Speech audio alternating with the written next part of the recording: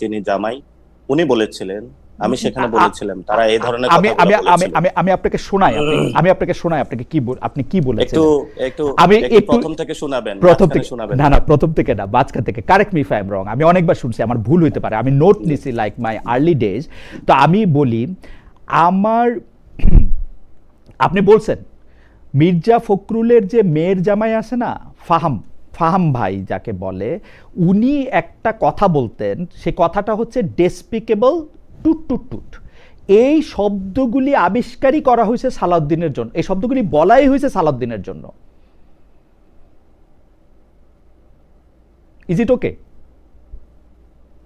না, আমি আজকে মাঝখানে শুনতে পাই না, আবার একটু বলবেন।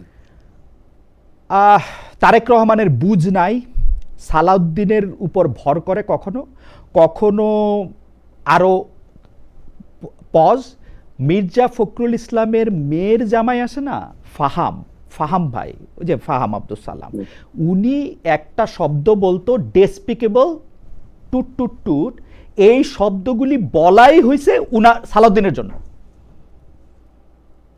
হুম, এটা আপনি বলছেন, এখন এটা ঠিক আছে? জি। না, এটা এটা আমি বলতেছিলাম, এই জন্য আমি কিন্তু ডট ডট শব্দটার কখনো আমি উচ্চারণ করতে যাইনি।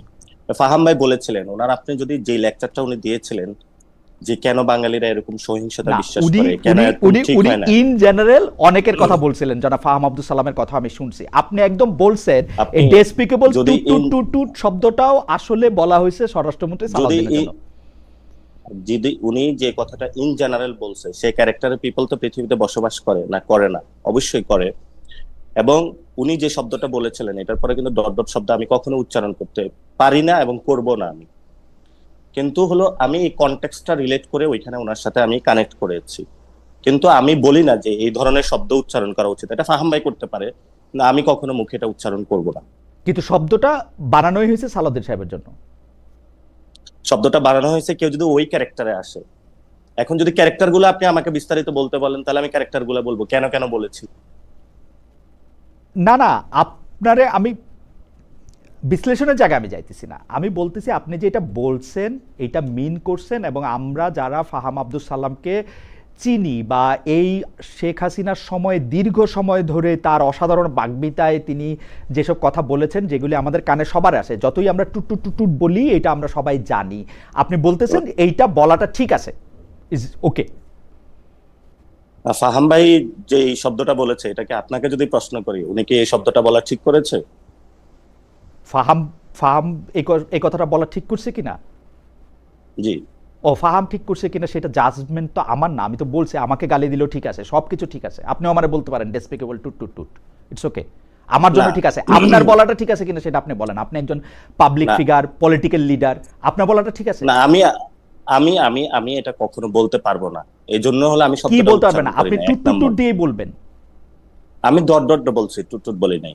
এখন এই ডট ডট যে শব্দটা, এটা আমি বলতে পারবো না, কারণ এটা যেই ভাষাটা ফাহাম ভাই ব্যবহার করে ওই ভাষা আমরা ব্যবহারে আমরা অভ্যস্ত না। ওকে, প্রথম কথা এটা। দ্বিতীয় দ্বিতীয় কথা হলো যে এখানে ভাষার চেয়েও আমি যে কনটেক্সটটা বুঝাইছি এটার জন্য, যদি আমি ভাষায় বুঝাইতাম তাহলে তো আমি ফাহাম ভাইয়ের রেফারেন্সটা টানার দরকার হইতো না, অথবা ওই সিচুয়েশনটা ক্যারেক্টারটা একসাথে ম্যাচ করার আমার দরকার হইতো না, তাহলে তো আমি ডিরেক্টলি বইলা দিতে পারতাম। এটা সচরাচর বাংলাদেশে সবাই বলে, মারামারি, আমরা নোয়াখালীতে বলি কাজ্জা লাগলে সবাই এগুলা বইলা দেয়। এই ধরনের শব্দ ব্যবহারে আমরা অভ্যস্ত না, যার জন্য আমি কখনো বলিনি। আপনি জনাব তারেক রহমানকে বুঝনাইয়ের জায়গাটা থেকে এইচএসসি পাস প্রধানমন্ত্রী বলছেন, ইটস ফাইন, আমার কাছে কোনো অসুবিধা নাই যে এইচএসসি পাস, আপনি তার এইচএসসি পাস মনে করছেন, আপনি এইচএসসি পাসে বলছেন, কিন্তু পাস দিয়ে কি আপনি একটা লোকের বিবেচনা করেন? মানে ধরেন না, আপনি আপনি মাস্টার্স পাস, আমি সেই জন্য আপনি এইচএসসি পাস লোকের থেকে একটু ভালো, বেটার? না, আমি আমি এটা দিয়ে জাজমেন্ট করতে চাই না। তো জাজমেন্টটা তখন আসে, একজন আপনার ব্রাজিলের যে প্রেসিডেন্ট যিনি ছিলেন, শ্রমিকদের থেকে যিনি এসেছেন, প্রেসিডেন্ট লুলা মেবি। হুম, তো উনি কিন্তু শ্রমিকদের থেকে এসে প্রেসিডেন্ট হয়েছেন, অথবা পৃথিবীতে অনেকজন আছে তারা পৃথিবীকে নেতৃত্ব দিয়েছেন। তো নেতৃত্বের জায়গাটা যখন আপনি পৃথিবীর এজেন্সটা বুঝতে পারবেন মানুষ কি চাচ্ছে।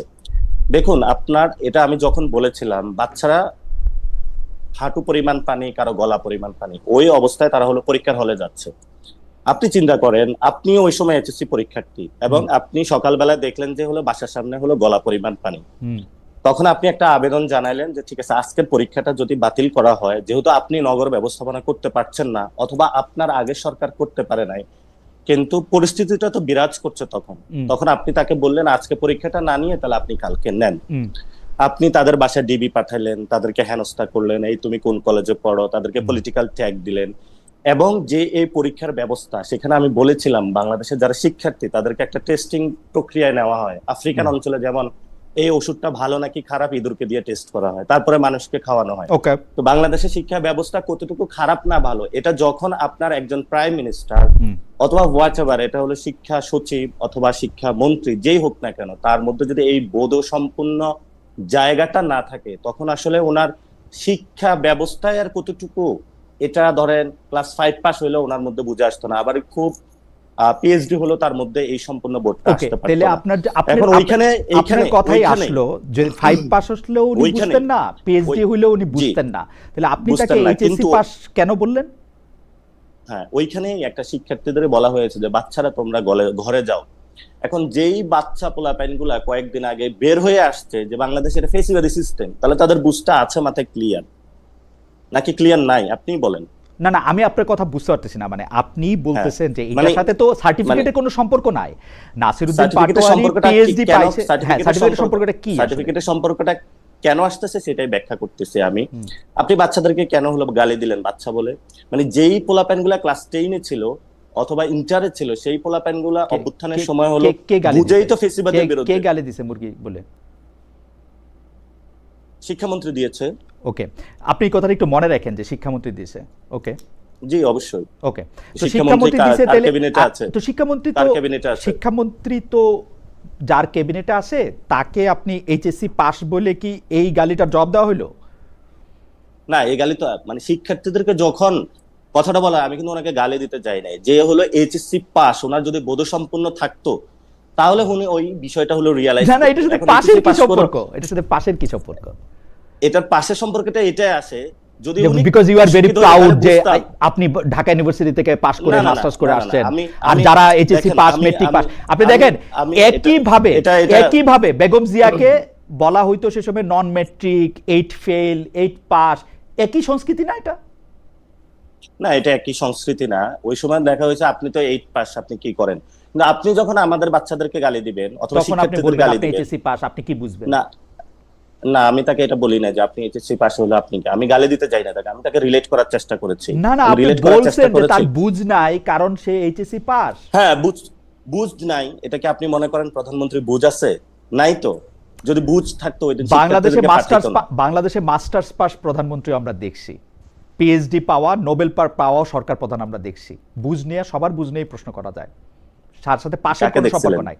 পাস করার নিয়ে কাকে দেখছিলেন? পিএইচডি পাস করা রাষ্ট্র ডক্টর মোহাম্মদ ইউনূসকে দেখছি। ডক্টর ইউনূস তো ওই সময় শিক্ষার গুরুত্ব দিয়েছিল, অনেক কিছু। না না, আমি শিক্ষার গুরুত্বের কথা বলতেছি না, কিন্তু আমি শিক্ষার গুরুত্বের কথা বলতেছি না, আমি বলছি পাস ছাড়াও অনেক প্রশ্ন করা যায়, আপনি নিজেও অনেক প্রশ্ন করতে পারবেন ডক্টর মোহাম্মদ ইউনূসের নিয়ে। জি, তো সেইটা পাশের সাথে নাই তো, কিন্তু আপনি এটা বলছেন। হাউএভার আপনি আরেকটা কথা বলছেন যেটা আমার খুব মানে একটু কানে লাগছে। আপনি বলছেন যে প্রধানমন্ত্রীর ওয়াইফের কি কোনো কনস্টিটিউশনাল পজিশন আছে, বা তার কোনো মেয়ের ওর মানে গভর্নমেন্টের প্রোগ্রামে, গভর্নমেন্টের টাকা দিয়ে রাষ্ট্রের প্রোগ্রামে উনাকে বা উনার মেয়েকেও নিয়ে আসা হচ্ছে। এটা তো সারা পৃথিবীর নর্মস ভাই। বাংলাদেশে যাদের আমি মাত্র 3টা দেশের উদাহরণ দেই, উদাহরণ দেই। কানাডার প্রধানমন্ত্রীর ওয়াইফের কোনো কনস্টিটিউশনাল পজিশন নাই, ব্রিটেনের প্রধানমন্ত্রীর বউয়ের কোনো রকম কনস্টিটিউশনাল পজিশন নাই অথবা জামাইয়ের, এবং জাপানের প্রধানমন্ত্রীর বউয়ের বা জামাইয়ের কোনো কনস্টিটিউশনাল পজিশন নাই, কিন্তু তারা অনেক সময় ভলান্টারিলি রাষ্ট্রীয় কার্যে অংশগ্রহণ করেন। জুবাইদা রহমান বা জাইমা রহমানকে এই কথা বলার কি যুক্তি আসলে? আমি কথাটা বলেছিলাম যে সাধারণত অন্য দেশের হলো একটা হলো কনস্টিটিউশনাল জায়গা থেকে ফার্স্ট লেডি, না সেটা শুধু প্রেসিডেন্সিয়াল শাসনের ক্ষেত্রে, আর কোথাও ফার্স্ট লেডি থাকে না, প্রেসিডেন্সিয়াল শুধু প্রেসিডেন্সিয়াল। কিন্তু অথবা রাষ্ট্রীয় কোন জায়গায় অনেকে কনস্টিটিউশনাল পদে তাদেরকে নিয়ে আসে। অথবা আমি বলেছিলাম আমি কানাডা, ব্রিটেন এবং জাপানের উদাহরণ দিলাম, তাদের কেউ কনস্টিটিউশনাল পোস্টে নাই, ইউরোপের কোথাও নাই। আমি জার্মানিতে ছিলাম, না, চ্যান্সেলরের বইয়েরও নাই। সেখানে ম্যাককার্নের ওয়াইফ কোন রাষ্ট্রীয় ইনস্টিটিউশনে অনেক গিয়েছে কিছু আমাকে একটু দেখাবেন। রাষ্ট্রীয় ইনস্টিটিউশন, আপনি অনেক সেটা কিছু অনেক কিছু অনেক কিছু তিনি বলে ভলেন্টারিলি। আপনি দেখেন, টনি ব্লেয়ার বলে বিল ব্রিটেনের গেটস- একজন, টনি ব্লেয়ার বলে ব্রিটেনের হ্যাঁ, একজন প্রধানমন্ত্রী সেটা ছিলেন, আমি- তার সেটা- স্ত্রীকে আপনি সেটা আমি চেনেন? বলছি। তার স্ত্রীর নামটা মনে আছে? হ্যাঁ, চিনি, পরবর্তীতে সবকিছু হয়েছে। কিন্তু এখন যেই আমি কোয়েশ্চেনটা তুলেছিলাম যেহেতু বাংলাদেশে ফার্স্ট লেডি নাই, 2 নম্বরের জিনিস হলো বারাক ওবামার যে মিশেল ওবামা, উনিও কিন্তু রাষ্ট্রীয় অনেক কাজে বা বাহিরে অংশগ্রহণ করতেন না, একটা ফাউন্ডেশনের নাম দিয়ে বা কোনো কাজে। পৃথিবীর অনেক দেশে এই কাজটা হয়ে থাকে, ইন্দোনেশিয়া, মালয়েশিয়া, অনেক জায়গায় হয়ে থাকে। না, আমি বলেছিলাম যখন আপনি রাষ্ট্রীয় একটা মন্ত্রণালয়ের জনগণের ট্যাক্সের টাকা খরচ করছেন এবং ওই মন্ত্রণালয়ের মাধ্যমে আপনি প্রমোশন কাজ চালাচ্ছেন, আপনি ভলান্টারি কাজে অংশগ্রহণ করেন। সো আপনি একজন ডাক্তার, আমাদের হেলথ সেক্টর ধ্বংস হয়ে গেছে, আপনি সেখানে গিয়ে কাজ করেন, নো প্রবলেম। আমি যখন গিয়ে দেখি ঢাকা মেডিকেলে ওয়াশরুমে হলো গন্ধ আসতেছে, তো আপনি সেই ওয়াশরুমে যান, আপনি তো সেখানে যাচ্ছেন না।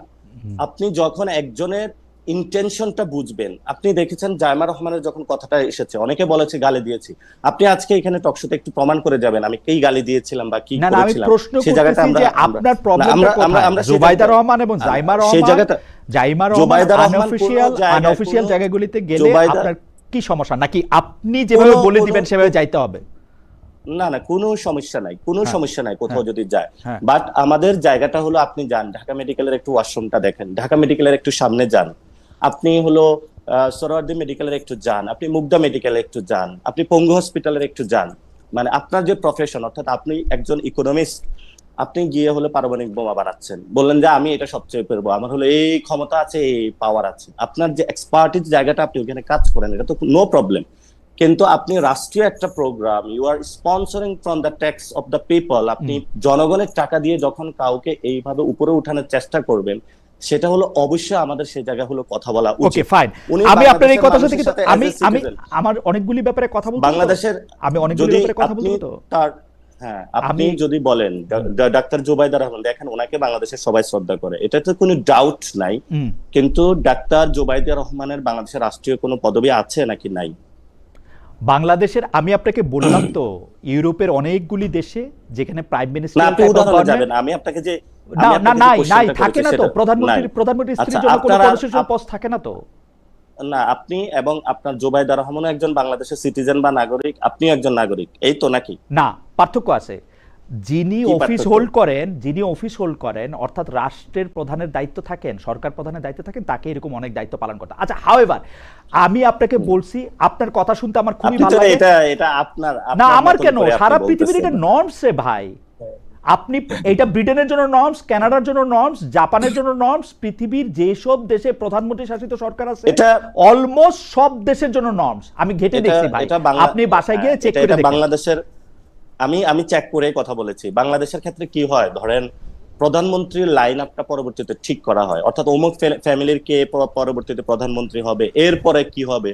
তো যেই সরকারি 5 বছর সরকারে থাকে, দেখা গেছে উনি হলো এটার মধ্যে হলেও স্পন্সরিং করার চেষ্টা করা হয়। ওকে ফাইন ফাইন, আমি আপনার কথা আপনার কথা জায়গাটা, এই সংস্কৃতিটা বাংলাদেশে বাদ দেওয়া উচিত। আমি উনি মনে যাইতে করি পারে সিটিজেন, কিন্তু প্রায়োরিটি বেসিসে ওনা ঢাকা মেডিকেলে যাওয়া উচিত। আমি মনে করি যে আপনার বক্তব্যটায় আপনার এই পয়েন্ট তোলা, আপনার যুক্তি আমি পুরাটাই বুঝতে পারছি, কিন্তু একই রকম পয়েন্ট বা যুক্তি যাকে আপনি আমাদের সরকার বলতেছিলেন একই বক্তব্যে, অর্থাৎ অন্তর্বর্তীকালীন সরকার, সেই ডক্টর ইউনূস যখন তার মেয়েকে নিয়ে অন্তত বেশ কয়েকবার রাষ্ট্রীয় অনুষ্ঠানে গেলেন, বিদেশে গেলেন, জাতিসংঘে গেলেন, 11টা সফরের মধ্যে অর্ধেকের মধ্যে গেলেন, তখন আপনি এই প্রশ্ন তুলছিলেন যে who is she to accompany mister Yunus.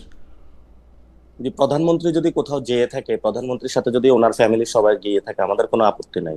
Second হলো, আপনি যে কোশ্চেনটা তুলছেন, আপনার মনে হয় জানার কথা যে অনুসর যখন বাংলাদেশে এসেছিলেন, উনি অপারেশন থিয়েটার থেকে এসেছিলেন এবং উনি খুবই অসুস্থ, কিন্তু ওনার সাথে কোম্পানি দেওয়ার মতন কে আছে ফ্যামিলির, বলেন? উনি যখন একটা ফ্লাইট করতেছে, তো ওনার যে ট্যাবলেটটাও ধরিয়ে দেওয়ার, এটা কে আছে একটু বলবেন আপনি? আপনি তো ওনার ফ্যামিলি সবকিছু সিচুয়েশন, আপনি তো কথাটা নিয়ে এসেছেন, তাহলে বিদেশে যাইতে সময় ওনার ফ্যামিলির কারো ওনার সঙ্গে থাকতে হইতো, সেই জন্য উনি বিদেশে গেছেন। মানে আপনি তো জানেন উনি অসুস্থ, এবং ওনার সাথে আপনি কি খেয়াল করছেন বাংলাদেশেও বিভিন্ন রাষ্ট্রীয় অনুষ্ঠানে, বাংলাদেশে বিভিন্ন রাষ্ট্রীয় অনুষ্ঠানে তার মেয়ে উপস্থিত ছিল, আপনি খেয়াল করেছেন কিনা? হ্যাঁ, কিন্তু হলো উনি এটা বলেন নাই। এরকম দেখেছেন যে সংস্কৃতি মন্ত্রণালয়ের কোথাও একটা প্রোগ্রাম হচ্ছে, ডিরেক্টলি সেখানে গিয়ে হলো ওনার মেয়েকে পাঠাচ্ছে, যাও তোমাকে হলো রাষ্ট্রীয় প্রটোকলে সবকিছু স্পন্সর করে জনগণের কোটায়, আমি তো চলে যাচ্ছি, পরবর্তীতে তোমাকে আমার প্রধানমন্ত্রী আমার বানানো হবে আমার এই জন্য। আমার মনে- আমার মনে হয় এই যে এই আমার এই মনে হয় জনাব জায়গাটা পাটোয়ারি, দেখেন নাই, দেখেন। আমার মনে হয় জনাব পাটোয়ারি, আমি আমি আমার জায়গাটা ক্লিয়ার করতে পেরেছি জি যে প্লিজ আপনি বলেন। যান, নো প্রবলেম, হুম। আপনি যান, নো প্রবলেম, কিন্তু আপনি আগে বাথরুমে প্রধানমন্ত্রীর যান, সাথে যাইতে ঢাকা পারেন, মেডিকেল কলেজে বাথরুমে প্রধানমন্ত্রীর যান। ফ্যামিলির সাথে। কিন্তু প্রথম একটা কাজ হলো, সেটা হলো মানে ওই ব্যক্তিটার জায়গার যাওয়াটা কোন জায়গায়। আপনি যদি একটা এক্সপার্টিস হন তাহলে আপনি সেখানে হেল্প করেন, আমাদের বাংলাদেশে অনেক উপকার হবে। ঠিক আছে ভাই, আপনি ওইখানে করলেন না, আপনি অন্য জায়গায় করলেন, কিন্তু করার পরে হলো দেখা যাচ্ছে প্রধানমন্ত্রীও নাই, কেউ নাই, উনি হলো চিফ গেস্ট এবং একটা রাষ্ট্রীয় অতিথি প্রোগ্রাম, তারপরে হলো ওইখানে হলো স্পন্সরিং করা হচ্ছে জনগণের টাকায়। সো ওই জায়গায় ওই সংস্কৃতিটা আসলে পরিবর্তন করা উচিত। If you become the prime minister, আপনি মনে হয় এটা করবেন না, এই ধরনের পরিবারতন্ত্রের একের পর এক লিগেসি টানবেন না। যদি মানুষ ভোট দেয় তখন হবে, সেটা দেখা যাবে তখন। আচ্ছা, আহ, আরেকটা বিষয় আপনি একটু দৃষ্টি আকর্ষণ করি আমি। আপনি জি। বর্তমান সেনাপ্রধান জনাব ওয়াকার সাহেবের কথা, মানে আপনার ভাষায় বলি, ওয়াকার সাহেব একটা কথা বলছিলেন যে তিনি সোশ্যাল ভ্যালুজে বিশ্বাস করেন এবং তিনি বলেছিলেন যে তিনি চাঁদাবাজির পক্ষে না। ওই ব্যক্তিটাই যখন, অর্থাৎ ওয়াকারুজ্জামান সেনাপ্রধান, ওই ব্যক্তিটি যখন তারেক রহমানের মতো একজন দুর্নীতিবাজকে ক্ষমতায় বসিয়েছে, তখন তার সততা নিয়ে প্রশ্ন আছে। আপনি কি মনে করেন যে বাংলাদেশে ইলেকশন 2026-এ যেটা হয়েছে, সেটা ওয়াকার যাকে ঠিক করে দিছে তারা পাশ করছে, যারা ঠিক করে দেয় না তারা ফেল করছে? হ্যাঁ, সেটা তো আমি সরাসরি কোশ্চেন তুলেছিলাম যে আমি নিজেও তো ইলেকশন করেছিলাম, আমি সেখানে ছিলাম। যে আমার যখন 8টার দিকে রেজাল্টটা অফ হয়ে গিয়েছিল, সেই অফিসে ডিজিএফআই থেকে যে রাষ্ট্রীয় যে সংস্থাগুলো সেগুলো বসেছিল, মির্জা আব্বাসের ওয়াইফও সেখানে ছিলেন, এবং বিভিন্ন জায়গায় স্টেট লেভেলে বিভিন্ন ইন্টারনাল ওয়েতে সেই কাজগুলো আমরা পাচ্ছিলাম যে কোথায় কি হচ্ছিল, এবং আমি তো এটা প্রত্যক্ষ সাক্ষী ছিলাম।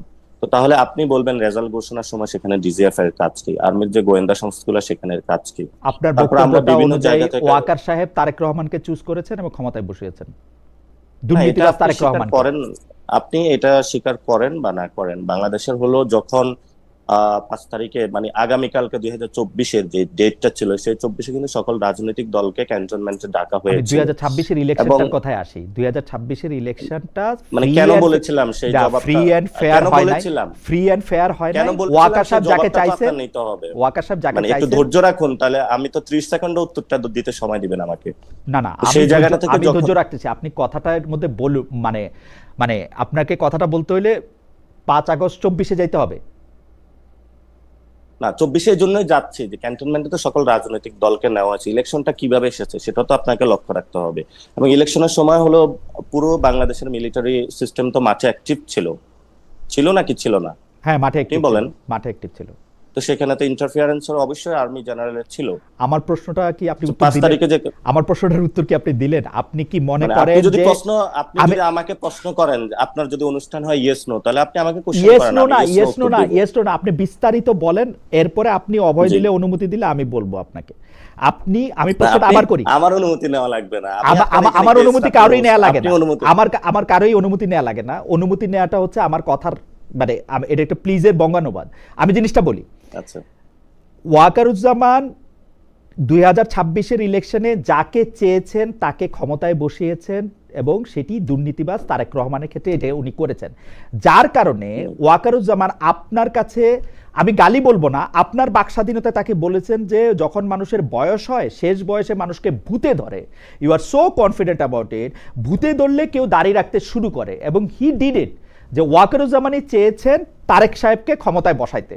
আপনি এইটার ব্যাপারটা একটু বলেন। এটা আমার প্রশ্নটা একটু ইলাবোরেট করে আপনি যখন একটু সময় দিলেনি, এটা আপনি বিশ্বাস করেন কিনা, এবং আপনার যে দল এনসিপি, আপনার যে জোট জামায়াতে ইসলামী, তারাও বিশ্বাস করেন কিনা, এবং আপনি প্রথমত যে বক্তব্যটা বলেছেন আপনি কাট বক্তব্যটা দেখেছিলেন, আমি যদি ফুল যে বক্তব্যটা সেটা আপনি অ্যালাউ করলে তাহলে আমিও বলবো। কিন্তু আপনার যে কোশ্চেনের উত্তরটা, আমরা মনে করি যে এখানে বহিঃশক্তি, আওয়ামী লীগ এবং এখানে মিলিটারির বিভিন্ন অফিসারের সাথে একটা নেকজাস তৈরি হয়েছিল, ফলত ওই নেকজাস থেকে এই ধরনের একটা ইলেকশনে ইঞ্জিনিয়ারিং হয়েছে।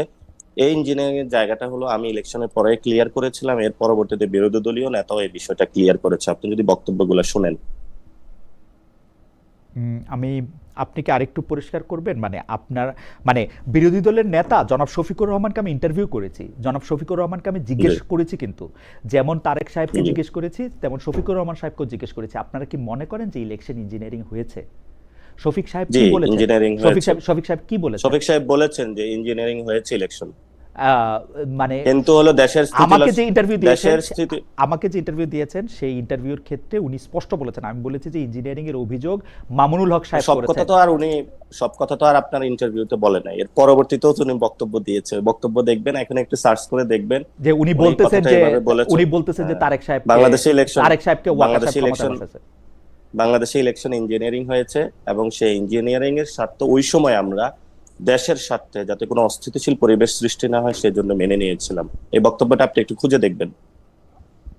আমার মনে হয় যে তিনি, আপনি ঠিকই বলতেছেন, তিনি এই জাতীয় কথা বলছেন, কিন্তু আবার তো এই কথাও বলতেছেন যে দেশের স্বার্থে যদি এটা এখন মেনে নেন, 5 মাস হয়েছে, এখন আপনারা বা জনাব অলি আহমেদ বা জামাত ইসলামী মিলে সরকারকে ফেলেও দিতে চাচ্ছেন। আপনি তো বলেই দিয়েছেন যে বিএনপি তো ক্ষমতায় টিকবে না, কারণ বিএনপি হচ্ছে রাবিশ পার্টি, এই বিএনপি কখনো আসলে টিকবে না এখানে, তাই না? হ্যাঁ, আমি এখনো বলি এই সরকার হলো টিকবে না, কারণ এই সরকার টিকবে না কারণ ইলেকশনটা 2টা ভোট হয়েছিল, আপনি একটা ভোট মানবেন আরেকটা মানবেন না। ইলেকশনে জনগণের 70% রায় দিয়েছিল।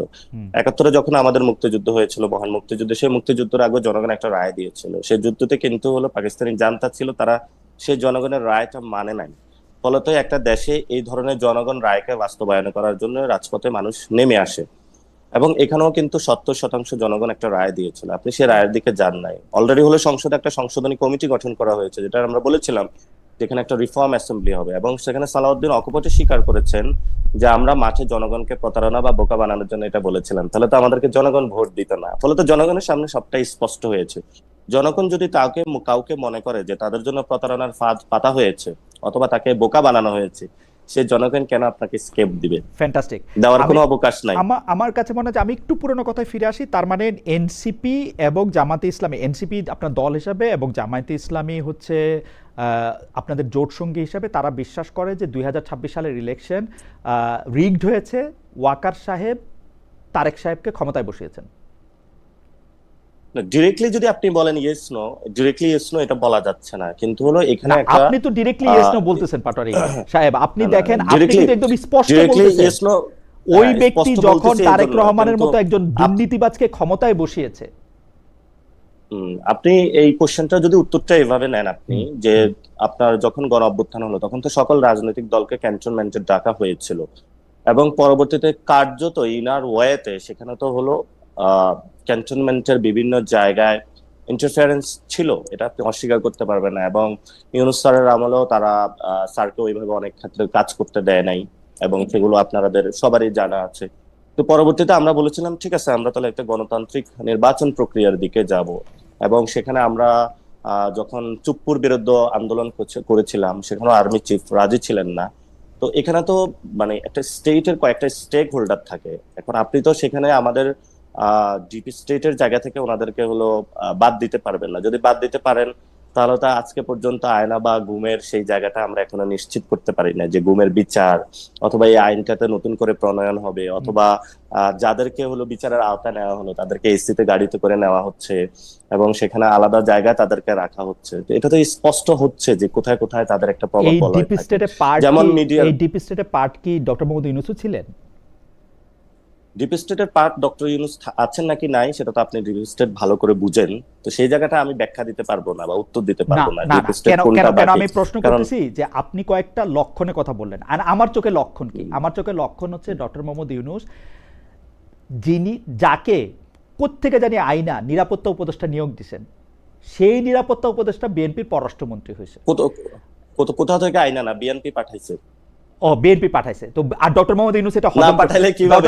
ডক্টর মোহাম্মদ ইউনূস হজম করছে, ডক্টর মোহাম্মদ ইউনূস হজম করছে তাকে, উনি বুঝেন না ডক্টর ইউনূস ডক্টর ইউনূস তো শুধু এটাও হজম করে নাই, অনেকেরও হজম করছে, সবাইকে নিয়ে চলতে চেয়েছে, একটা মানে উনি ইউনিটি বা শুধু ঐক্য হজমই ধরে করে রাখতে গেছে, চেয়েছে। উনি উনার অ্যাটর্নি জেনারেল এখানে আইনমন্ত্রী হয়েছে, উনার প্রেসিডেন্টকেই হুম। প্রেসিডেন্ট রাখা দেওয়া হয়েছে, উনার কারণেই এই আপনারা যাকে অসম্মান করে রাষ্ট্রপতির কথা যে বলে, উনার কারণেই রাষ্ট্রপতির কাছে শপথ দেওয়া হয়েছে, কারণ কাকে উনি কাকে উনি কাকে কাকে অসম্মান উনা- কাকে অসম্মান করা না, হয়েছে? সম্মান অসম্মান আমি উজ্জ্বল করলাম যে ধরেন সাবেক রাষ্ট্রপতিকে নিয়ে আপনারা বলেন যে উনি আওয়ামী লীগের রাষ্ট্রপতি ছিলেন, কিন্তু ডক্টর মোহাম্মদ ইউনূসই ওই রাষ্ট্রপতির কাছেই আপনাদের শপথ নিতে বাধ্য করছে, তাই না? না, ডক্টর ইউনূস বাধ্য করে নাই। ডক্টর মোহাম্মদ সাবেক ইউনূস ওনার ছাত্রলীগ কাছেই ক্যাডার, শপথ নিতে চাইছেন অ্যাবসলিউটলি। সাবেক ছাত্রলীগ ক্যাডার যেই চুপ্পু সাহেব, ওনাকে সাহেবে বলি যেহেতু উনি একটা বড় মাপের ক্যাডার, তো উনি ওই সময় হেড অফ দ্য স্টেট তো রাষ্ট্রপতি ছিল। আমরা সেই সময় বলেছিলাম যে স্টেটটা এটার বাইরে গিয়ে আমরা নতুন ভাবে গঠন করতে পারি কিনা। তো সে সময় তো সকল শক্তি রাজি ছিল না, এটা ইতিমধ্যে মির্জা ফখরুল ডক্টর ইউনূস সাহেব কি রাজি ছিলেন? দিয়েছিল। ডক্টর ইউনূস সাহেব কি রাজি ছিলেন? ডক্টর ক্ষমতাটা ওই সময় যদি ডক্টর ইউনূস জনগণের যে ম্যান্ডেট সেটার উপরে উনি করতেন, কিন্তু 5 তারিখে যখন সব রাজনৈতিক দলকে ক্যান্টনমেন্টে প্যাকেট করে নিয়ে যাওয়া হয়েছে, তারপরে ডক্টর ইউনূসের কি করার ছিল আপনি বলেন? না না, 5 তারিখে যা যা কিছু করা হয়েছে সেটাকে আপনি বলতেছেন প্যাকেট না, 5 করে নিয়ে তারিখ- যাওয়া হয়েছে, হ্যাঁ। রাইট? প্যাকেট করে নেওয়া হয়েছে। প্যাকেট প্যাকেট ছাড়া প্যাকেট কিভাবে ছাড়াও হয়? অনেকে গেছেন, রাজপথ থেকে। প্যাকেট ছাড়াও অনেকে গেছেন, আমরা তো নানা প্যাকেট ধরনের ছাড়াও কথা গেছে, বলি। যেমন হ্যাঁ। প্যাকেট ছাড়াও অনেকে গেছে। হ্যাঁ, প্যাকেট ছাড়াও অনেকে দৌড়ায়, ওইদিকে ফোন পাইলে অনেকে দৌড়ায়। এটা বাংলাদেশের একটা বদ অভ্যাস। এটা পাকিস্তান আমল থেকে শুরু হয়েছে, জামাতে এখন এটা ইসলামী- পাকিস্তানে আছে, জামাত বাংলাদেশেও ইসলামীর এটা প্রধান আছে। প্যাকেট সহ গেছেন, প্যাকেট করে নিয়ে গেছেন নাকি এমনি গেছেন? আপনি কেন জামাতে ইসলামী স্পেসিফিক বলতেছেন? আপনি কেন স্পেসিফিক জামাত ইসলামীর নামটা ওয়াকারুজ্জামান, আমি বলি জামাত ইসলামীর নামটা ওয়াকারুজ্জামান সবার আগে বলছেন, সেই জন্য আমি জামাত ইসলামী বলবো, তারপরে বিএনপি বলবো, তারপর জাতীয় পার্টি বলবো। আপনাদের তখনও কোনো পার্টি হয় নাই, আপনাদের মধ্যে থেকে কে প্যাকেট হয়ে গেছে, প্যাকেট ছাড়া গেছে সেটাও বলেন, একবারে সবগুলি বলে দিলাম। আমাদের থেকে কেউ প্যাকেট হয়ে যায় নাই, আমরা রাজপথে ছিলাম। ওকে, আর জামাত ইসলামী, বিএনপি, জাতীয় পার্টি? আমি তো কোনো রাজনৈতিক দল স্পেসিফিক করি না, আমি তো সব রাজনৈতিক দলে গিয়েছিল সেখানে। না, আপনি বলছেন কেউ প্যাকেট যদি হয়ে গেছে, রাজনৈতিক- কেউ প্যাকেট ছাড়া গেছে, আপনি মানে কেউ আমি বলছি স্বেচ্ছায় প্যাকেট গেছে, করে নেওয়া হয়েছে কেউ সবাইকে। স্বেচ্ছায় মানে- গেছে, কেউ নিজের শুনুন। ইচ্ছা গেছে, কে গেছে নিজের ইচ্ছা? সবাইকে প্যাকেট করে নেওয়া হয়েছিল। কেউ কেউ ক্যান্টনমেন্টে নিজের ইচ্ছা যায়, কার ভাল লাগে? যারা রাজনীতি করে পাবলিক আইতে, তারা তো কেউ আসলে ক্যান্টনমেন্টে যাইতে চায় না।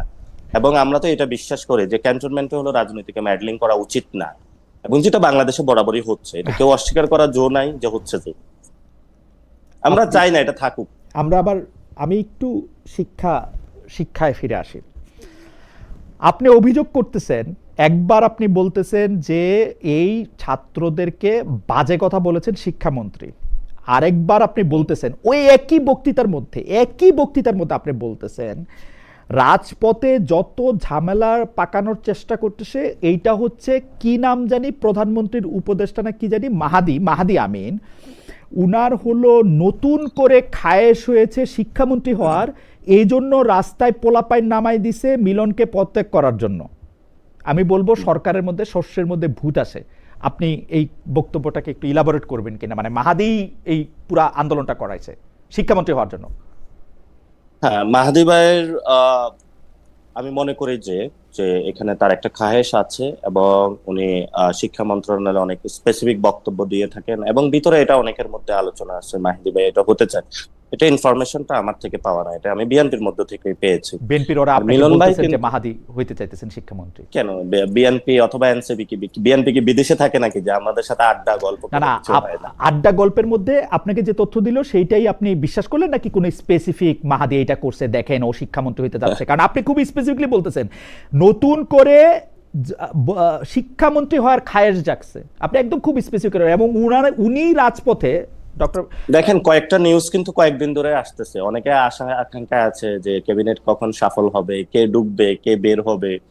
ফলত এটা স্বভাবতই থাকে, এটা যে কোনো হলো রাজনৈতিক প্রতিদ্বন্দ্বিতা, ইনার প্রতিদ্বন্দ্বিতা থাকে, আউটার প্রতিদ্বন্দ্বিতা থাকে। ফলত এই সরকারের মধ্যেও অনেক ইনার প্রতিদ্বন্দ্বিতা, যেমন নুরুর ইচ্ছা কেন ফুল মিনিস্টার হয় না, সাকিবের ইচ্ছা কেন ফুল মিনিস্টার হয় না। এখন তো আবার আপনি আমাকে কোশ্চেন করবেন যে আমি জানি কিভাবে। ফলত একটা রাজনৈতিক দলের আকাঙ্ক্ষার জায়গা থেকে তার কর্মীদেরকে বোঝানোর জন্য অনেক আকাঙ্ক্ষা থাকে, এবং সেখানে অনেক মিনিস্টারের মধ্যে আবার নিজেদের ইনার স্ট্রাগল থাকে যে কে মিনিস্টারকে সরিয়ে আমি হইতে পারি কিনা, কে সেটা তো ইন প্রধানমন্ত্রীর জেনারেল কাছে যাইতে থাকে, পারে। মানুষ প্রমোশন চাইবে না। ও তো থাকে, ওই ইন জেনারেল আপনিও বিষয়টা তো বলছি। নিশ্চয়ই, এটা আপনাদের কাছে খুব যে আহামরি বড় কিছু মনে হয়, এটা আমার না কাছে না, আশ্চর্য আপনি লাগে। একজন মানুষের নাম ধরে বলতেছেন, বাচ্চাদের যে রাস্তায় নামানো হয়েছে, ঝামেলা করা হইতেছে, রাস্তায় পোলাপাইন নামাই দিছে, আপনি বলতেছেন সেটা হলো মিলনকে পদত্যাগ করার জন্য, কারণ জনৈক মাহাদি আমিনের শিক্ষামন্ত্রী হওয়ার খায় এসেছে। হুম। দেখেন এখানে মাহদি আমিন ভাই তো ঢাকা 14 ইলেকশন করতে চাইছিল, যেখানে তুলিয়াফা ইলেকশন করতে চেয়েছিল।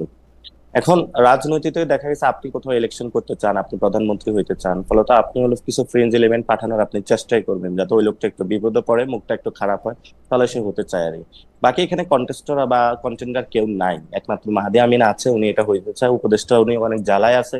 উপদেষ্টা হলে অনেক সুযোগ সুবিধা থাকে না, ফাইল টাইল সাইন টাইন করতে পারে না, জাস্ট একটু উপদেশ দিয়ে যায়। এটা আপনার ফলত ওই জায়গা এটা থেকে আপনার ওনার এডুকেটেড গেস, নাকি আপনার কাছে কোনো তথ্য আছে? আপনি মানে আপনার মনে হচ্ছে আমরা ব্যাপারটা, মানে ইজ ইট না, ওকে আমি তো যে আপনার মনে তথ্য করেন না পাইলে এরকম বা একটা আড্ডা কথা? না হলে আলোচনা না হলে তো আমি এটা কোনো স্টোরি, এটা ইতিহাসের কোনো স্টোরি বলতেছি না, যা চলতেছে এগুলো তা বলতেছি। আপনি আপনার কাছে কেন মনে হলো যে শিক্ষামন্ত্রী মিলনকে আপনার প্রোটেক্ট করতে হবে, মাহাদি আমিনকে থেকে আপনার রক্ষা করতে হবে, মানে এইটা কেন মনে না, হলো? আমি মানে আমি আমি আমি আমি মিলনকে প্রোটেক্ট করার কথা বলি না। আচ্ছা। মিলন ভাই যে ওই আগের কালে যেভাবে হলো জানালা দিয়া উকি দিয়ে হুম দুর্নীতি বা নকল হুম বন্ধ করছেন, ওই এডুকেশন এটা না। আমাদের কথা ছিল হোল হোল এডুকেশন সিস্টেমটা যাতে হলো পরিবর্তন হয়, একটা সংস্কার আসে প্রথমত। হুম দ্বিতীয় কথা হলো মিলন ভাই যেইভাবে এই জিনিসটা ট্যাকল করেছেন ওটা ট্যাকল দিতে পারেন না। এখন মিলন ভাই যেভাবে কাজ করতেছেন ওই কাজটাতে we are not the satisfied, not only we are. আমি আপনাকে কয়েকটা উদাহরণ দিতে পারবো, যেটা হলো আমার সামনে হচ্ছে ঢাকা আটে হলো আইডিয়াল কলেজের অধ্যক্ষ কয়েকজন চলে গিয়েছেন বা কয়েকজন আসছেন। স্কুল ম্যানেজিং কমিটির সভাপতি বাসাবো থানার মুস্তাফিজুর রহমান হিরুকে বানা হয়েছে, উনি হলো জবিউল্লাহ ভাই, যিনি হলো বিএনপির না, সবকিছু এটা আপনার অ্যাডমিনিস্ট্রেশন। এটা আপনিও আপনার বক্তব্য আমি শুনছি। হ্যাঁ হ্যাঁ, বলেন। হ্যাঁ হ্যাঁ, জবিউল্লাহ ভাইয়ের শ্যালক হুম হিরু ভাইকে। হুম তো ওইখানে হলো ওনারা পাচ্ছিল না, পরে হলো মানে আমাকে যেটা হলো টিচাররা জানিয়েছিল ওইখানের। তো পরবর্তীতে ঢাকা বোর্ডের চেয়ারম্যানকে ফোন দিয়েছে, চেয়ারম্যান বলতেছে আমি কি করব। পরে মিলন ভাইকেও ফোন দিছে, মিলন ভাই বলতেছে যে আমি কি করব ভাই, এখানে আব্বাস ভাই আমার দূরে থাকা ভালো। ভাই এগুলা খুবই ওপেন সিক্রেট কথাবার্তা, এগুলো স্কুলের হলো ক্লাস 10-এর বাচ্চাদেরকে জিজ্ঞেস করলে আপনি পাইবেন ওইখানে। এবং তারপরে আপনি বাচ্চারা যারা আন্দোলন করলো তাদেরকেও আপনি বললেন যে পোলাপানরে ঝামেলা করতে মাহাদি আমিন নামাইছে, মানে বাচ্চাদের আন্দোলনের আসলে সেই অর্থে কোনো ইচ্ছা ছিল না। মানে যেহেতু ভাই মাহাদি আমিন নামাইছে। আন্দোলন আন্দোলন না, একটা হলো আন্দোলন তো বিক্ষুব্ধ করা হয়েছে, মিলন সাহেব ব্রয়লার মুরগি বলে তাদেরকে বিক্ষুব্ধ করেছেন হুম এবং তাদের ইলজিক্যাল কিছু সিদ্ধান্ত তাদের উপরে চাপিয়ে দিয়েছেন। হুম এটা যেমন সত্য, প্রত্যেকটা আন্দোলনে কিছু হলো বিভিন্ন স্টেক হোল্ডার ঢুকে পড়ে, আর এক একজনের এক একটা স্বার্থ। এখন দেখেন ওই স্বার্থ থেকে ফসলটা কে তুলতে চায় আর কি।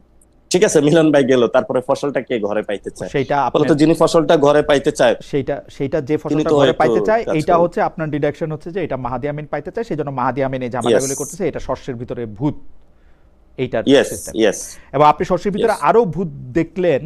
আপনি এরকম বললেন যে এই হাফিজকে দিয়া, আপনি এরকম বলছেন এই মেজর হাফিজকে দিয়া কি করাবে সেইটাও জনগণকে নজর রাখতে বলতেছি। এইটা একটু ব্যাখ্যা করে দিন, মানে জি, মেজর হাফিজকে দিয়ে কি করাবে? এটা হ্যাঁ, এটা একটা ভালো জিনিস আপনি উত্থাপন করেছেন। প্রথমত হলো আমাদের এখন যিনি অস্থায়ী রাষ্ট্রপতি উনি হলো একজন ক্যান্টনমেন্টের মানে ব্যাকগ্রাউন্ডের লোক। হুম তো ফলত এখন যদি দেশে কোনো অস্থিতিশীল পরিস্থিতি সৃষ্টি হয় অথবা কোনো কিছু, এটা আমরা আগেও বলেছিলাম যখন ওনাকে স্পিকার বানানো হয়েছে, হুম তখনই যদি চুপ্পুকে ধরেন হুট করে চুপ্পু চলে গেল অথবা জনতা গিয়ে বঙ্গভবন ঘেরাও বললো হুম যে না ঠিক আছে আমরা শেখ হাসিনা চুপ্পুকে চাই না, তখন হুম রাষ্ট্রপতি কে হইতো? হুম মেজর হাফিজই তো হইতো, মানে বাই দ্য কনস্টিটিউশন। হুম। এখন বিএনপি সরিয়ে তাকে মেজর হাফিজকে দিয়েছে, এবং মেজর হাফিজকে যখন দিয়েছে উনি না, যখন ওইখানে মেজর আসছেন হাফিজ উনি অটোমেটিকলি হয়েছেন, মেজর হাফিজকে রাষ্ট্রপতি দেওয়া হয় নাই। রাষ্ট্রপতি না থাকলে স্পিকার অটোমেটিক রাষ্ট্রপতি হন। মানে স্পিকার না বানাইলে তো উনি হইতো না। মানে ও স্পিকারটাই বানানো হয়েছে রাষ্ট্রপতি করার জন্য। আচ্ছা, তো স্পিকারটা বানানোই হয়েছে এই জায়গাটা হলো একজন রাখার জন্য। এখন মেজর হাফিজ যিনি আছেন উনি কিন্তু ওই সময় প্রথমত হলো উনি যে দলটা করেছেন এটা সঠিকভাবে হলো মানে ওনার, আমি যদি ইন্টিগ্রেটেড জায়গাটার কথা বলি, ওই সময় কিন্তু উনি সংস্কারবাদী একটা জিনিসের নেতৃত্ব দিয়েছিলেন।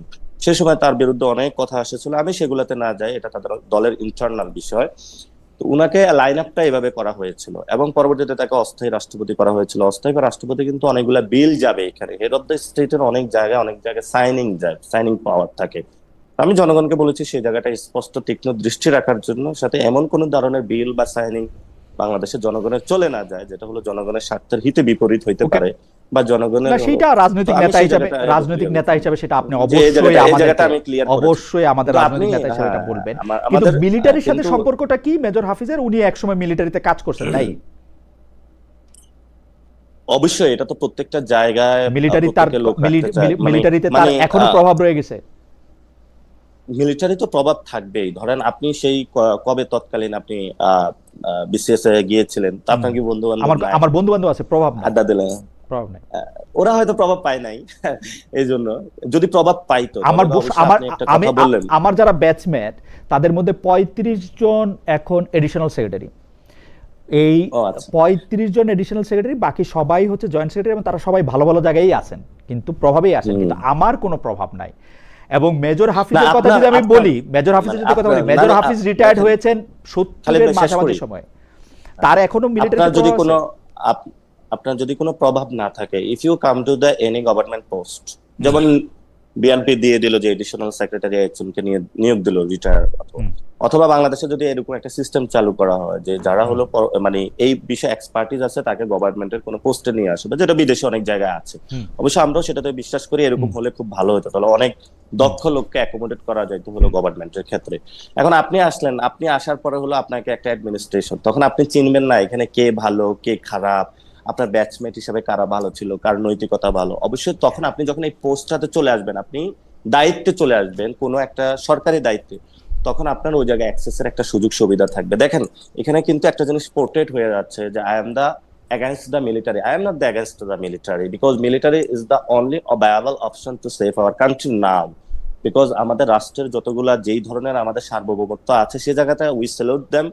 ইভেন না, আমি আপনার মিলিটারি প্রতি, মিলিটারি প্রতি ভালোবাসা বা মিলিটারি প্রতি আপনার অ্যাবসলিউট রেসপেক্ট, সেইটা আমি বলছি না। আমি শুধু 2টা পয়সা দিই, আমি মানে 2 সেন্টস। সেটা হচ্ছে মেজর হাফিজের সাথে যেসব আর্মি অফিসাররা দূরবর্তীভাবে কাজ করছেন তারাও রিটায়ার্ড লং টাইম ব্যাক।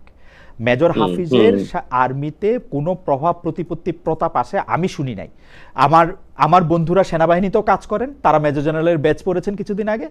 আমি জানি যে তাদের মধ্যে মানে কেউ আসলে মেজর হাফিজকে কোনোদিন চাকরিতে দেখেন নাই, কারণ আমরা শিশু তাদের কাছে। Even this major generals were not in service remotely, অনেকের জন্ম হয়েছে সেই সময়। তো সো এইটা আমি 2 পয়সা দিলাম আর কি। আচ্ছা যাই হোক, আমি একটু না আপনি আপনার মানে যখন একজন আর্মি পার্সন থাকে, সাধারণত যে কোনো সৈনিক বা যে কোনো অফিসার যখন অনেক সিনিয়র থাকে তাকে রেসপেক্ট করে। আপনি দেখেন ক্যান্টনমেন্ট থেকে জন্ম নেওয়া যে বিএনপি যে দলটা আছে, এটার প্রতি এখনো একটা ক্যান্টনমেন্টের একটা ভালোবাসা কাজ করে। যেমন বেগম জিয়াকে ওনারা সম্মান করতো, কেন করতো? যে মেজর জিয়া, শহীদ জিয়াউর রহমানের কারণে। একই সম্মান তো রওশনের সাথেও পাওয়ার কথা ছিল, পাইছেন? এখন সম্মানটা হলো কে কোন ক্ষেত্রে গিয়ে নিয়ে ব্যবহার করে, সেই জায়গাটা থাকে। নট বিকজ যে তিনি সেনাপ্রধান ছিলেন, সেনাপ্রধানের স্ত্রী হিসাবে বেগম জিয়া সম্মান পান নাই। আমার মতে বেগম জিয়ার জন্যই সম্মান পাইছেন। সেনাপ্রধানের স্ত্রী রসের সাথে ছিলেন। এটা সর্ব জায়গায় থাকে। ধরেন আপনি এক প্রতিষ্ঠান থেকে পড়াশোনা করছেন, আপনারা একসাথে কলিগ কাজ করেন, পরবর্তীতে আপনি যখন বলবেন যে আমি ঢাকা ইউনিভার্সিটি আর আচ্ছা ইউনিভার্সিটির পরিচয় দেব, সো ওইখানে একটা বন্ডিং থাকে। মিলিটারি বলা হয়ে থাকে a army is always the army, ঠিক আছে, উনি নন সার্ভিস হোক সার্ভিসেস, তারা ওই ধরনের তাদের একটা বন্ডিং আছে। আমি এটাকে রেসপেক্ট করি, কারণ এই ধরনের বন্ডিং থাকলে যারা এক্স হয়ে যায় তাদের এক্সপার্টিস গুলো কাজে লাগানো যায় এবং এটা সামগ্রিক ভাবে। আমি ওই জায়গাটা থেকে বলেছিলাম। তো ফলত এখানে ধরেন আমরা মানে আগের যে প্রশাসন ছিল অনেক জায়গাতে দেখা গেছে যে নন সার্ভিস থেকে, ধরেন আপনি প্রশাসনের নাই অথবা প্রশাসনে কাজ করে নাই, এই ধরনের একজনকে আপনি হলো প্রশাসনের ক্ষেত্রে যে মুখ্য সচিব বা কিছু তৈরি করে দেখবেন, এটা ডিসফাংশন কাজ করে। ডিসিরা, এসপিরা বা অন্য যারা আছে তারা কথা শুনতে যায় না। ও কি বুঝে এভাবে বলবে? ও কি এই ব্যাচের বা আমাদের এই ইনস্টিটিউশন সম্পর্কে কিছু বুঝে? অথবা এই যে ডাক্তাররা আন্দোলন করতেছে, যখন আপনি অ্যাডমিন ক্যাডার থেকে নিয়ে ডাক্তারদেরকে পলিসির ক্ষেত্রে চাপায়া দিচ্ছেন যে ডাক্তাররা এটা এইভাবে করতে হবে, কিন্তু ডাক্তাররা তখন বলে উঠে যে আমার এই ধরনের প্রয়োজন, উনি এটা কি বুঝে? ফলত যখন ধরেন একজন যে স্বাস্থ্য অধিদপ্তর বা কোনো ক্ষেত্রে যখন একজন ডাক্তার ব্যাকগ্রাউন্ডের, তাহলে এটা একটা অ্যাফিনিটি থাকে। এই অ্যাফিনিটিটা হলো আপনি কখনো অস্বীকার করতে পারবেন না। এটা হলো পৃথিবীর চিরাচরিত। আমার মনে হয় যে মানে এই ব্যাপারে যখন কোনোদিন সুযোগ হবে আপনাকে আপনি যে পেশাগত জায়গা থেকে যে বর্ণনা দিলেন সেইটার বিরুদ্ধে বিপক্ষে আমি 3000 প্রমাণ দিতে পারবো যে ডাক্তাররাই ডাক্তারদের এই এফিনিটির বিপক্ষে সবচেয়ে বেশি দাঁড়াইছে, যার জন্য আগের ডাক্তারের পজিশনে অনেক ভালো পজিশন পাইছে তাকে সবচেয়ে খারাপ পজিশন দেওয়া, অধ্যাপকদের বিরুদ্ধে দাঁড়াইছে, সাংবাদিকরা না আপনি আবার ভুল আর্মিদের সবচেয়ে আপনি আবার ভুল করতেছেন। আমি যে জায়গাটা হলো কথা বলতে চাইছি, যেমন স্বাস্থ্য অধিদপ্তরের যিনি ডিজি হয়ে থাকে বা স্বাস্থ্য অধিদপ্তর যিনি যারা পলিসি মেক করে, ধরেন আমাদের পলিসি মেক করে সাংবাদিকতার একজন নন সাংবাদিক, আপনার বললো কিভাবে বাংলাদেশের সাংবাদিক না, এটা আমি অনেক সাংবাদিকরাও পলিসি মেক করতে গিয়ে খুব খারাপ পলিসি মেক করতে দেখছি। আর আমি বলতেছি না, আমি আপনার কথা আমি বুঝতে পারছি পাটোয়ারি, আপনার কথা যেমন হলো এখানে যেমন আলী রিয়াজ স্যার তো হলো ল ব্যাকগ্রাউন্ডের না, কিন্তু হলো বাংলাদেশের হলো ওয়ান অফ দা, উনি হলো কনস্টিটিউশনে খুব ভালো বুঝে। কেমনে বুঝছেন আপনি ভালো বুঝে? আমি কথা বলেছি অন্য বাংলাদেশে যারা কনস্টিটিউশনাল এক্সপার্ট আছে তাদের সাথেও কথা বলেছি, তাত্ত্বিক জায়গাটা ওনার মনে হচ্ছে আমার কাছে আন্ডারস্ট্যান্ডিং, আপনার কাছে খারাপ হতে পারে না। আমি খারাপ ভালোর কথাই বলতেছি না, যে আপনি কেমনে জাজ করলেন, মানে আমি একটা কথা বলি আর কি, এটা একটা গুঁড়ো কথা। আপনি কেমনে বুঝছেন, মানে আপনাকে যদি, যেমন আমাকে যদি এখন কয়েকটা পাথরের খণ্ডের মধ্যে থেকে একটা হীরা খুঁজে নিয়ে আসতে বলে, আমি যেহেতু হীরা চিনি না, আমি ওই পাথরের খণ্ডটা থেকে হীরা বাইর করতে পারবো না। আপনি যদি কনস্টিটিউশনে অনেক সাউন্ড হন, কেবলমাত্র তখনই আপনি বুঝতে পারবেন যে আলী রিয়াজ স্যার কনস্টিটিউশনের সাউন্ড। আমি সেই জায়গা থেকে আপনাকে প্রশ্ন করছি, আপনি কেমনে বুঝছেন? কারণ আমি কনস্টিটিউশনালি সাউন্ড যাদেরকে আমি মনে করি, যাদেরকে কথা আমি আগে শুনছি, তাদেরকে কাউকে আমি আলী রিয়াজ স্যার আমার সরাসরি শিক্ষক, তাকে কনস্টিটিউশন খুব ভালো বোঝেন বলতে শুনি নাই, একজনকেও না। ও আচ্ছা, এখন আমি তো বুঝি না, আমি তো আর এই সার্টিফিকেট দিতে পারবো না। এই সার্টিফিকেট যেহেতু আপনি দিচ্ছেন, আপনার কাছে বাংলাদেশের সবচেয়ে কনস্টিটিউশনাল এক্সপার্ট কাকে ভালো মনে হয়? আমার বাংলাদেশে আমি মনে করি বাংলাদেশের অ্যাডভোকেট মাহমুদুল ইসলাম সাহেব ছিলেন, যিনি কনস্টিটিউশনাল ল বাংলাদেশ লিখছেন। মানে কারেন্টকে আমি তো বললাম যে আমি তো অত ভালো সংবিধান বুঝি না যে আমি বুঝতে পারবো যে সংবিধান বুঝে। তাহলে আমাকে মানতে হবে কার কথা? যিনি আইন এবং সংবিধান নিয়ে প্র্যাকটিস করেন। ধরেন সুপ্রিম কোর্টের চিফ জাস্টিস, ধরেন সৈয়দ রেফাত আহমেদ, বাংলাদেশের প্রধান বিচারপতি ছিলেন। সৈয়দ রেফাত আহমেদ যদি কখনো বলতেন, আমি ওনাকে সাজেস্ট করেছিলাম, সৈয়দ রেফাত আহমেদকে আপনি রেফাত সাহেব, সৈয়দ রেফাত আহমেদ, বিচারপতি সৈয়দ রেফাত আহমেদ যদি কখনো বলতেন যে প্রফেসর আলী রিয়াজ কনস্টিটিউশন বোঝেন, তাহলে আমি মাইনা নিতাম যে হ্যাঁ কনস্টিটিউশন বুঝছেন। বর্তমান যিনি চিফ জাস্টিস আছেন বিচারপতি জুবায়ের, উনি যদি বলতেন যে ওই আলী রিয়াজ সাহেব ভালো কনস্টিটিউশন বোঝেন, আমি মাইনা নিতাম। যারা এই যে আক্তার ইমাম সাহেব আছেন, শাহাদিন মালিক আছেন, যারা এটা নিয়ে প্র্যাকটিস করতেছেন, তারা যদি বলতেন আমি মাইনা নিতাম। আমি কি আপনার প্রশ্ন জবাব দিতে পারলাম? পারলেন, কিন্তু ওনারা জুলাই সনদ বা রিফর্ম, বাংলাদেশে তো একটা কনস্টিটিউশনাল মৌলিক পরিবর্তন হওয়ার দরকার, ওই জিনিসটা কখনো উপলব্ধি করতে পারলেন না। মানে আচ্ছা ঠিক আছে, সেটা আরেকটা তর্ক। আমি একটু ফরেন পলিসিতে আসি। আপনি বাংলাদেশের ফরেন পলিসির যে জায়গায় মানে যে জায়গায় বাংলাদেশের ফরেন পলিসি যারা প্রণয়ন করতেছেন তাদেরকে আপনি অবুঝ দেখতেছেন এবং সেইটাকে আপনি খারাপ মনে করতেছেন। সেই ফরেন পলিসিটা হচ্ছে আমাদের কোনো শত্রু নাই, সবাই আমাদের বন্ধু। আপনি এটারে ব্যাখ্যা করতেছেন পাগলের কোনো শত্রু থাকে না। পৃথিবীর একটি দেশ আপনি দেখাইতে পারবেন ইসরায়েল ছাড়া যে ফরেন পলিসিতে কাউরে শত্রু হিসাব করে কথা বলে? আওয়ার কনস্টিটিউশন আমরা তো বলি আমাদের কোনো শত্রু নাই, সবাই আমাদের বন্ধু। হ্যাঁ, এটা কিন্তু আপনি বলতেছেন পাগলের মতো কথা। কিন্তু গত 17 বছর আপনি বলেছেন কেন যে ভারত রাষ্ট্র চালাচ্ছে, ভারতের সাথে আপনার সম্পর্ক নাই, ভারতের বিরুদ্ধে আপনি হ্যান করে ফেলবেন, ত্যান করে ফেলবেন, কেন বলেছেন? আপনি বুঝি না কেন বলেছেন ওদের হাতে গোলামীর জিঞ্জির, আমাদের হাতে স্বাধীনতার পতাকা? কার কথা বলেন? আপনি যদি বিএনপির, আমি যদি বিএনপির কথাই বলি, বিএনপি তো গত 17 বছর হলো বাংলাদেশের সেই অনেক আগ থেকে হ্যান করে ফেলবেন, ত্যান করবেন, তাহলে আপনি ভারতের সাথে কেন শত্রুতা সৃষ্টি করেছেন? আমি বলি না যে বন্ধুত্ব করতে হবে, আপনি আপনি আপনি দুনিয়ার সব পক্ষকে খুশি রাখতে পারবেন না। আপনার একটা পক্ষে যখন আপনি অ্যাডভান্টেজ পাবেন, অপর পক্ষে আপনার কিছু লুজ হবেই। কিন্তু আপনি যখন নিয়ম বানাবেন যে ঠিক আছে সবাই পৃথিবীতে ইকুয়াল, কিন্তু ভারতের সাথে শত্রুতা করছে বিএনপি ক্ষমতা থাকতে, আমার এরকম কোনো মানে জানা নাই? আপনার কোনো কিছু জানা আছে এরকম? আমি ক্ষমতা বলি না, আমি 17 বছর বলছি। না, বিরোধী দলে থাকলে আপনি অনেকে দেখেন, করে। বিরোধী দলে থাকলে না, শেখ হাসিনাও ইন্ডিয়াতে বিরোধী গ্যাস দল রপ্তানি হইতে দেয় নাই। ভারত বিরোধী থাকলেও করে, বিএনপি সরকারি চাইছিল, মানে বিএনপি আপনি যে চাইছিল গ্যাস কথাটা রপ্তানি। বলেছিলেন জি, যে সবার সাথে খুবই সুন্দর সুন্দর একসাথে করে আপনার কোথাও অ্যাডভান্টেজ আসলে কোথাও ডিসঅ্যাডভান্টেজ আসবে, কোথাও একজনের স্বার্থ ভালো হলে ফরেন আরেকজনের স্বার্থ পলিসিতে আমরা ক্ষুণ্ণ বলবো হবে। যে অমুক আমার শত্রু আর কেউ বন্ধু না, নাইলে আমাকে পাগল না, বলবেন আমরা তো আপনি। আমরা আমরা তো আমরা তো কাউকে বলি নাই যে আমাদের আপনি কেউ বন্ধু বা বলছেন, শত্রু। আমরা কেউ কাউকে আপনি চিহ্নিত বলছেন যে করেছি। এই ফরেন পলিসি নেই, সেটা কোন পাগলের কাজ। দেশকে, কোন কোন দেশকে আমরা দেশের কথা শত্রু আমি বলি চিহ্নিত নাই, করেছি? আপনি বলছেন না, পাগল। কিন্তু আপনি পাগল যদি একটা দেশকে একটা পকেটে ঢুকানোর চেষ্টা করেন, তাহলে আপনি কি করবেন বলেন? মানে একটা আপনি যদি একটা দেশকে দেশকে একটা পকেটে ঢুকানোর আপনি চেষ্টা করে। আমি যুদ্ধ মানে আপনি আমি যদি সত্যি আম- মনে আম- করি এটা যে এটা একটা এটা দেশ একটা কখনোই দেশের আমরা যুদ্ধ, মনে করি আমি আমাদের কূটনৈতিক সম্পর্ক ছিন্ন মাল্টি করব তার রিলেশন সঙ্গে। থাকা সম্ভব। কূটনৈতিক সম্পর্ক ছিন্ন না, করব। এটা বাংলাদেশের এখন যে পরিস্থিতি আছে, দেখেন আমাদের 3 দিক দিয়ে ভারত ঘেরাও করা। হুম, একটা হলো আমাদের ওপেন প্লেস আছে, সেটা হলো বে অফ বেঙ্গল। হুম। সেখানে বে অফ বেঙ্গলটাতে আমরা চাই না হলো নতুন কোনো পরাশক্তির এখানে হলো জিওপলিটিক্যাল আসপেক্ট থেকে কোনো সংঘাতের সৃষ্টি হোক। ঠিক আছে, আমরা ব্যবসা বাণিজ্য সায়েন্স টেকনোলজি শেয়ারিং এ আমরা আছি, স্টুডেন্ট পাঠাচ্ছি, তারা আসতেছে। তো আপনি যখন সবার সাথে সম্পর্ক ছিন্ন করে একদিকে চলে যাবেন এবং সেখানে হলো ফুল জিনিসটা একজনকে ওপেন করে দিবেন উইদাউট এনি কন্ডিশন, অথবা আমাদের স্বার্থটা না দেখে, সেখানে তো অবশ্যই আমরা কথা তুলবো। আপনি মানে টোন কি হইতে পারে সেটা তো আমাকে কথা বলেন। না, আমি না, আমি বক্তব্যের শুরুতে বলেছিলাম, আপনি কিন্তু আমি বক্তব্যের জনাব পাটোয়ারি, আপনি কিন্তু আমার প্রশ্নের উত্তরটা আপনার মতো করে দিতেছেন, কিন্তু আমি আশা করি যে আপনার মতো এরকম একজন ইন্টেলিজেন্ট এবং বাগ্মী আমাকে সরাসরি প্রশ্ন উত্তর দেন। আপনার কাছে কি মনে হয় যে আমাদের ফরেন ঠিক পলিসির আছে, তাহলে মধ্যে আপনি বলেন ফরেন কোশ্চেন উত্তর দিব। ইয়েস নো তো বলার দরকার নাই, যে আপনি আবার আরেকটা কথা বললেন।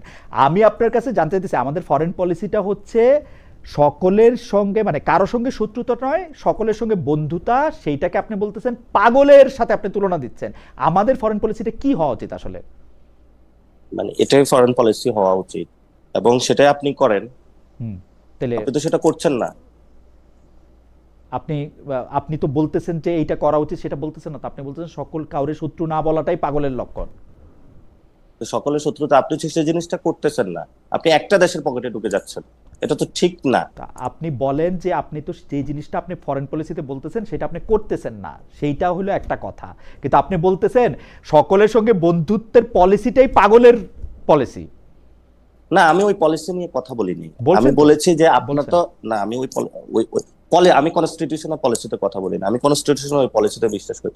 ইভেন আমরা যখন কনস্টিটিউশন পরিবর্তন করব, যা নতুন করে রিরাইট লিখবো, আমরা এটাই রাখবো, আমরা সবার সাথে সম্পর্ক সুন্দর রাখবো।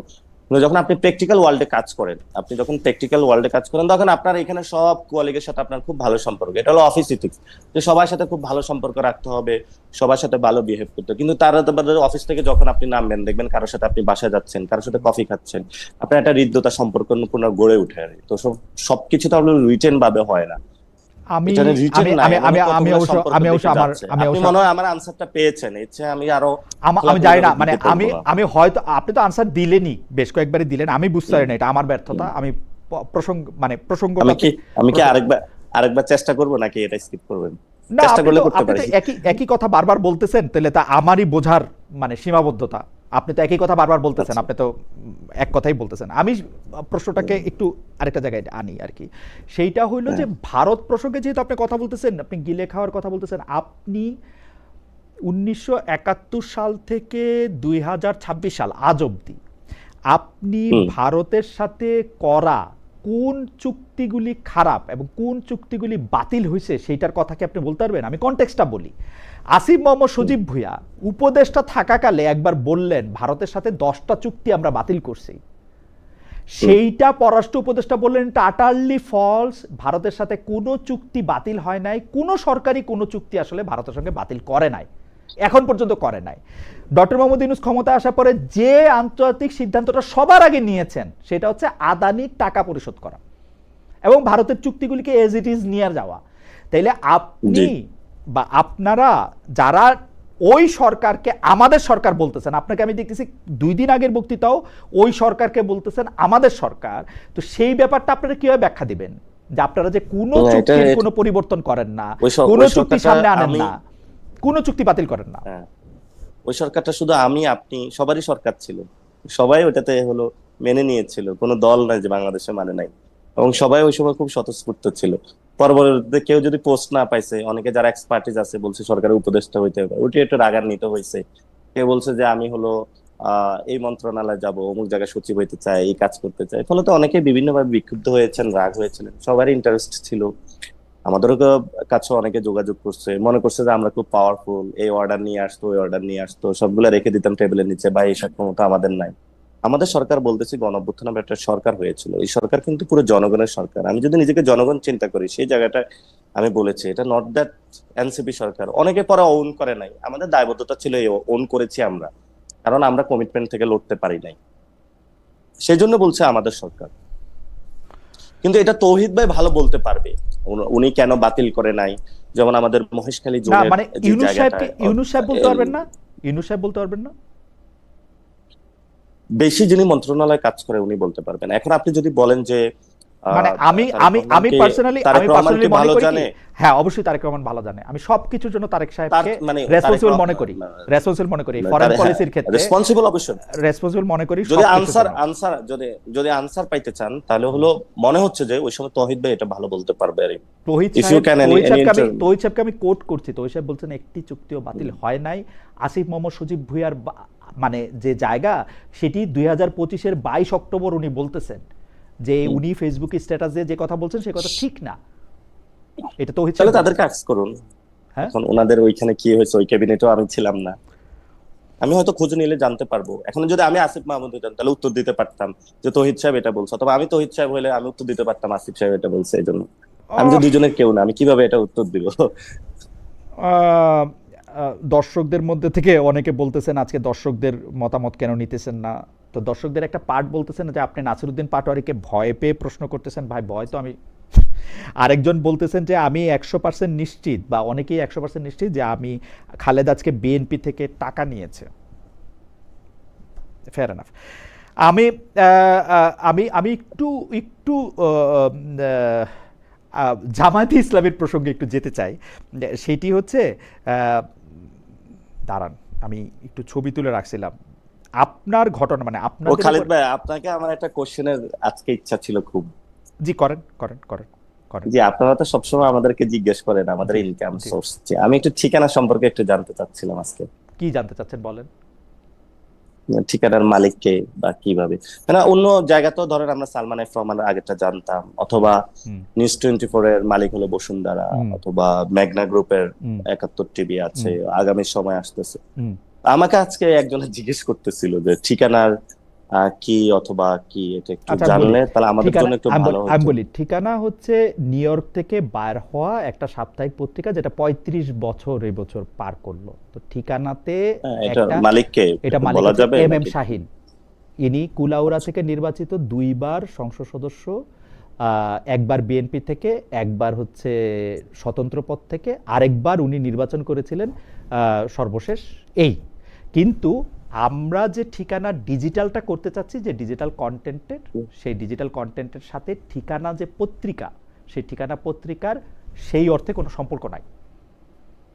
আচ্ছা আচ্ছা, সিস্টার কনসার্ন ভালো না, আমি ওই লোক বলতে পারি।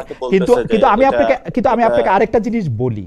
আপনি গতবারও আপনি এই প্রসঙ্গটা তুলেছেন যে আপনি সালমান এফ রহমানের এখানে কাজ করেছেন, বা সালমান এফ রহমানের শুনেন, আমরা যারা প্রফেশনাল, আমার যদি বাংলাদেশের কোনো পত্রিকায় কোনো টেলিভিশনে কাজ করতে হইতো, যে কোনো, তাদের সবার ব্যাপারেই আপনি বলতে পারতেন যে এ মালিকানা দিয়ে এটা করছে, এ মালিকানা দিয়ে সেটা করছে। কিন্তু আপনি আমার পজিশন, আমার অবস্থান, সেইটা নিয়ে বলতে গেলে আমি কোথায় কাজ করছি সেটা নিয়ে যদি প্রশ্ন তোলে, সেটা আপনি তুলতে পারেন, এটা আপনার বাক স্বাধীনতা।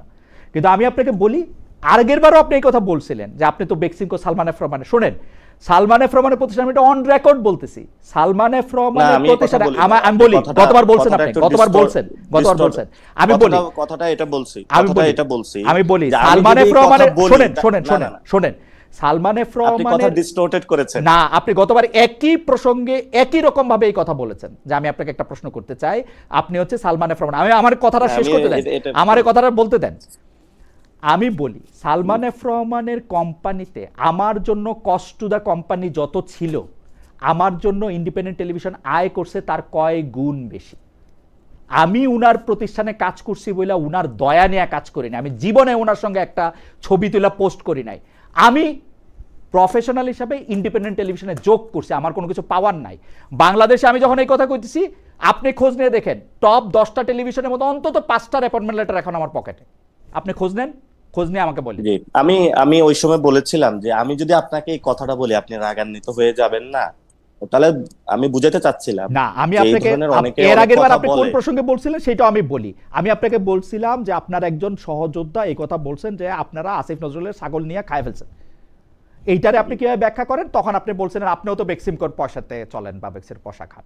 না, তারপরে শেষ কথাটা ছিল যদি এই কথা আমি আপনাকে বলি না না, তখন এটা আপনি কোনো কথাই রাগান্বিত হলো না, হয়ে এটা যাবেন। কোনো কথাই হলো না। যদি এই কথা আমি খালিদ আপনাকে ভাই, বলি, আমি এটা কেটে এইটা কোনো আমার কথাই হলো না পাঠাবো ভাই। আবার আজকে। এইসব কথার বাজ আমারে আমি দিয়েন না, আপনাকে কেটে এইসব কথার বাজ আমারে দেন না। আমি কেমনে দিব? আপনি সবচেয়ে বাংলাদেশের সবচেয়ে বড় সাংবাদিক। না, সবচেয়ে বড় ছোটর কথা না ভাই, বড় ছোটর বহুত কিছু, মানে আপনাদের বড় ছোটর যে হিসাব, সেই হিসাবটা স্কেল সেইটা আপনাদের কাছে ভাই। আমি ওই স্কেলের আপনার কাছে আমি যাইতে চাই না।